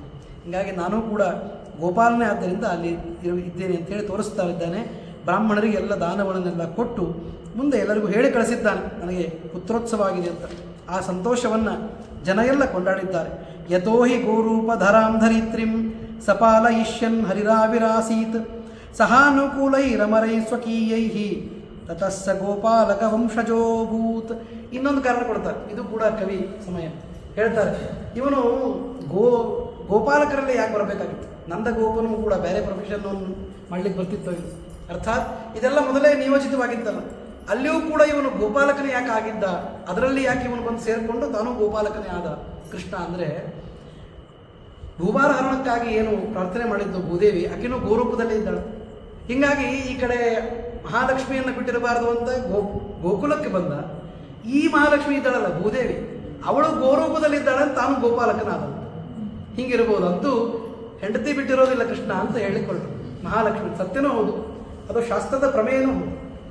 ಯುಕ್ತತ್ವ ಅನ್ನೋದು ಒಂದು ಪ್ರಮೇಯ. ಆದ್ದರಿಂದ ಮಹಾಲಕ್ಷ್ಮಿಯನ್ನು ಬಿಟ್ಟಿರೋದಿಲ್ಲ. ಅದಕ್ಕಾಗಿ ಅವನು ಈ ಗೋಪಾಲಕರಲ್ಲೇ ಹುಟ್ಟಿರಬಹುದು ಅಂತಂತ ಆ ಮಗುವಿಗೆ ಜಾತಕರ್ಮಾದಿಗಳನ್ನೆಲ್ಲ ಮಾಡಿ ಹೆಸರಿಟ್ಟರು. ಕೃಷ್ಣನಿಗೆ ಏನು ಹೆಸರಿಟ್ಟರು? ಮಾಧವ ಅಂತ ಹೆಸರಿಟ್ಟರು.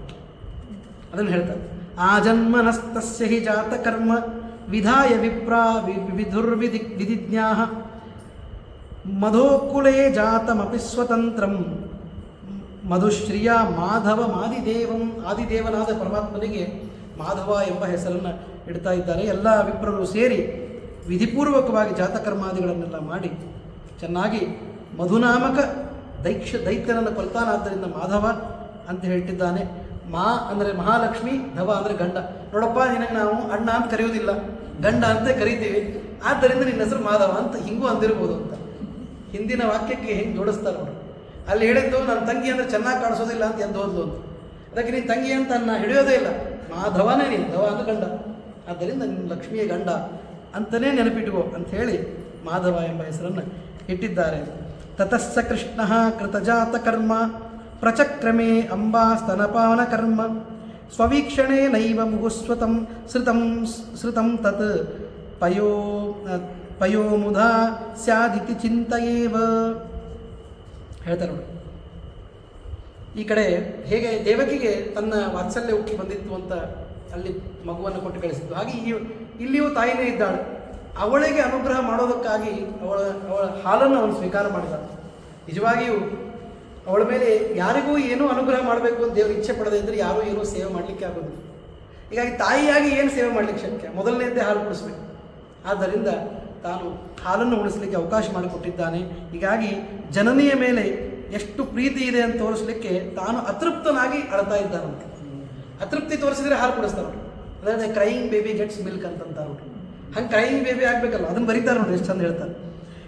ಪುರಾ ಜನನ್ಯ ಸ್ತನಪಾನ ಜಾತ ಸುಖಾನಭಿಜ್ಞೋಜನಿ ರೇಷ ಕೃಷ್ಣ ಪಪೌ ಸ್ತನ ಕ್ಷೀರಮತೃಪ್ತಕಲ್ಪ. ಅತೃಪ್ತಕಲ್ಪ ಅಂದರೆ ಇದೆ, ಅನ್ಹ್ಯಾಪಿ, ಅಳ್ತಾ ಇದ್ದಾನೆ. ಏನಂದರೆ ಹೊಟ್ಟೆ ಹಸಿವಾದಾಗ ಮಕ್ಕಳು ಅಳ್ತಾರೆ. ಅದೇನೋ ಮಕ್ಕಳು ಅಳೋ ರೀತಿಯೊಳಗೆ ಗೊತ್ತಾಗ್ತಂತೆ ಏನಾಗ್ತಿದೆ ಈ ಸದ್ಯಕ್ಕೆ ಮಗುವಿಗೆ ಅಂತ. ಅಳೋ ಸ್ಟೈಲ್ ಚೇಂಜ್ ಆಗ್ತದಂತೆ. ಹೊಟ್ಟೆ ನೋವಾದರೆ ಬೇರೆ ಥರ ಅಳ್ತವೆ, ಹಸಿವಾದರೆ ಬೇರೆ ಥರ ಅಳ್ತವೆ. ಹಾಗಾಗಿ ಹಸಿವಾಗೋ ರೀತಿಯೊಳಗೆ ಅಳ್ತಾ ಇದ್ದಾನೆ. ಯಾಕೆ ಅಂದರೆ ನಾನು ಅತೃಪ್ತಿ ತೋರಿಸದೇ ಇದ್ದರೆ ನನಗೆ ಅವಳು ತೃಪ್ತಿ ಮಾಡಲಿಕ್ಕಾಗೋದಿಲ್ಲ. ಅವಳಿಗೆ ಸೇವಾವಕಾಶ ಇಲ್ಲ. ಪಾಪ ಏನು ಮಾಡ್ಬೇಕು? ಸಣ್ಣ ಮಕ್ಕಳಿಗೆ ಏನು ಮಾಡ್ಲಿಕ್ಕೆ ಶಕ್ಯ? ಏನೂ ಮಾಡ್ಲಿಕ್ಕಾಗೋದಿಲ್ಲ. ನಾನು ದಿನಾನು ಬಾಯಿ ಒಳಗೆ ಬ್ರಹ್ಮಾಂಡ ತೋರಿಸ್ತಾ ಇದ್ದರೆ ಪಾಪ ಅವಳು ಏನು ಸೇವೆ ಮಾಡಲಿಕ್ಕೆ? ಆದ್ದರಿಂದ ಅತೃಪ್ತಿಯನ್ನು ತೋರಿಸಿದಂತ ಎಂದರೆ ಅದಕ್ಕೆ ಹೇಳ್ತಾರೆ, ಪ್ರಿಯೇಶು ನೂತ್ನೇಶು ಹಿ ಕಸ್ಯ ತೃಪ್ತಿ. ಆದ್ದರಿಂದ ಯಾರಿಗೂ ಕೂಡ ತೃಪ್ತಿ ಆಗೋದೇ ಇಲ್ಲ. ಅವಳಿಗೂ ಅತೃಪ್ತಿ ಆಯ್ತು ಅಂತ. ಏನಂತ? ಹೊಸದಾದ ಪದಾರ್ಥದ ಬಗ್ಗೆ ತೃಪ್ತಿ ಆಗೋದಿಲ್ಲ. ನೋಡಿರ್ಬೇಕಾದ್ರೆ ನೀವು ಹೊಸದಾಗಿ ಏನೋ ಒಂದು ನಮ್ಮ ಎಕ್ಸಾಂಪಲ್ಗಳು, ಒಂದು ಫೋನ್ ತೊಗೊಂಡಿವಿ ಅಂತ ತಿಳ್ಕೊಳ್ರಿ. ಏನೋ ಒಂದು ಹೊಸ ಪದಾರ್ಥ, ಯಾರಿಗೂ ಭಾಳ ಒಂದು ಆಸಕ್ತಿ ಇರುವಂಥ ಒಂದು ಪದಾರ್ಥ ತೊಗೊಂಡ್ರು. ಅದು ಎಷ್ಟೋ ದಿವಸ ಅದು ಹೊಸದು ಅಂತ ಇರೋದ್ರವರೆಗೂ ಭಾಳ ಅದಕ್ಕೆ ಹತ್ಕೊಂಡಿರ್ತಾರೆ ಮನುಷ್ಯ. ಮದುವೆ ಆದರೂ ಅಷ್ಟೇ ಸ್ವಲ್ಪ ದಿವಸ ಹತ್ಕೊಂಡಿರ್ತಾರೆ, ಆಮೇಲೆ ಶುರುವಾಗ್ತದೆ ಫೈಟಿಂಗ್ ಒಬ್ಬರಿಗೊಬ್ಬರು. ಮತ್ತು ಥ್ರೋಬಾಲ್, ಫುಟ್ಬಾಲ್ ಎಲ್ಲ ಶುರು ಮಾಡ್ತಾರೆ ಆಮೇಲೆ. ಹಂಗಾಗಿ ಅಂತೂ ಅದಕ್ಕೆ ಹೇಳ್ತಾರೆ, ಪ್ರಿಯೇಶು ನೂತ್ನೇಶು, ಪ್ರಿಯವಾದದ್ದು ಹೊಸದಾದದ್ದು ಯಾರಿಗೂ ತೃಪ್ತಿ ಆಗೋದಿಲ್ಲ. ಹಾಗೆ ಕೃಷ್ಣ ಪ್ರಿಯನೂ ಹೌದು, ಹೊಸದೂ ಹೌದು. ಇವನೂ ತೃಪ್ತಿ ಆಗೋದಿಲ್ಲ. ಅದಕ್ಕಾಗಿ ಅವನಿಗೆ ಇನ್ನಷ್ಟು ಅವಳು ಸ್ತನಪಾನವನ್ನು ಮಾಡಿಸ್ತಿದ್ದಾಳೆ. ಆದರೆ ಏನಂದರೆ ನಮಗೆ ಹೊಸದಾದಂಥ ಹಳೆಯದಾಗ್ತದೆ, ಇವನು ಹೊಸದಾಗೇ ಇರ್ತಾನೆ. ಇದೇ ವ್ಯತ್ಯಾಸ. ಬಗೆಯ ನೂತನವ ಕಾಣುತ್ತ ಅಂತ ವಾದಿರಾಜರೇ ಹೇಳಿದ್ದಾರೆ. ಆದ್ದರಿಂದ ಮಹಾಲಕ್ಷ್ಮಿಯನ್ನು ಹಿಡ್ಕೊಂಡು ಎಲ್ಲರಿಗೂ ಕೂಡ ಇವನು ನೂತನ, ನಿತ್ಯ ನೂತನ. ಅದಕ್ಕೆ ದೇವರ ಹೆಸರೇ ನೂತನ ಅಂತ. ಆದ್ದರಿಂದ ನೂತನಾಗಿ ಇರ್ತಾನೆ. ಆದ್ದರಿಂದ ಅವನ ಮೇಲೆ ಯಾರಿಗೂ ತೃಪ್ತಿ ಆಗೋದೇ ಇಲ್ಲ ಅಂತ ಹೇಳಿದರು. ಇಷ್ಟು ಹೇಳಿ ಕೊನೆಗೆ ಒಂದು ಮಾತು ಹೇಳ್ತಾರೆ, ಪೂರ್ಣಸ್ಯ ಪೂರ್ಣತಾಮತ್ವ ಗೋಪೀನ ಮಂದಿರ ಕ್ಷೀರಸ್ಯ ಸೀತಿ ಕ್ಷಣಶಃ ಕ್ಷೀರಂ ಪಾಯಯತಿ ಧ್ರುವಂ. ಆ ಯಶೋಧಾದೇವಿ ಪೂರ್ಣ ಇದ್ದಾನೆ ಪರಮಾತ್ಮ. ಇವನನ್ನು ನಾನು ಹೊಟ್ಟೆ ಪೂರ್ಣ ಮಾಡಲಿಕ್ಕೆ ಹೋಗೋದೇನು ಬೇಕಾಗಿಲ್ಲ. ಪೂರ್ಣಮದ ಪೂರ್ಣಮಿದಂ ಪೂರ್ಣಾತ್ ಪೂರ್ಣಮುದಚ್ಯತೆ ಪೂರ್ಣಸ್ಯ ಪೂರ್ಣಮಾದಾಯ ಪೂರ್ಣಮೇವಾವಶಿಷ್ಯತೆ ಅಂತ ಉಪನಿಷತ್ತು ಹೇಳ್ತದೆ. ಹಾಗೆ ನಾನು ಚಿಂತನೆ ಮಾಡಿಬಿಟ್ಟಿದ್ರೆ ಯಶೋಧಾದೇವಿ ಮೋಕ್ಷಕ್ಕೆ ಹೋಗ್ಬಿಡ್ತಾಳೆ. ಹಾಗೆ ಮಾಡಲಿಲ್ಲ ದೇವರು. ಯಾರಿಗೂ ಕೂಡ ಆ ಸಮಯ ಬರದೆ ಏನೂ ಮಾಡೋದಿಲ್ಲ. ಎಲ್ಲದಕ್ಕೂ ಒಂದು ಸಮಯ ಅಂತದೆ. ಹೀಗಾಗಿ ಅವಳು ತನ್ನದೇ ಮಗು ಅನ್ನುವಂತೆ ಎಲ್ಲರ ಜೊತೆ ಸಾಮಾನ್ಯವಾಗಿ ನೋಡ್ರಿ, ತಾಯಿ ಬಹಳ ಮಗುವಿನ ಬಗ್ಗೆ ಬಹಳ ಹೆಚ್ಚಿನ ಆಸಕ್ತಿ ತೋರಿಸ್ತಿರ್ತಾಳೆ. ಯಾರಾದರೂ ಅವಳು ಮುಟ್ಲಿಕ್ಕೆ ಬಂದರೂ ಒಂದು ಸ್ವಲ್ಪ ವಿಚಾರ ಮಾಡ್ತಾಳೆ, ಮುಟ್ಟಿಸ್ಬೇಕೋ ಬೇಡ ಅಂತ. ಹಾಗೆ ವಿಶೇಷವಾದ ಪ್ರೀತಿಯನ್ನು ತೋರಿಸ್ತಾ ಅವಳು ಕ್ಷೀರವನ್ನು ಅವನಿಗೆ ಪಾನ ಮಾಡಿಸ್ತಾ ಇದ್ದಾಳೆ ಅಂತ ಹೇಳ್ತಾರೆ. ಮುಂದೆ ಪೂತನೆಯ ಕಥೆ ಬರ್ತದೆ, ಅದನ್ನು ನಾಳೆ ದಿವಸ. ಹರೇ ನಮಃ ಶ್ರೀಕೃಷ್ಣ.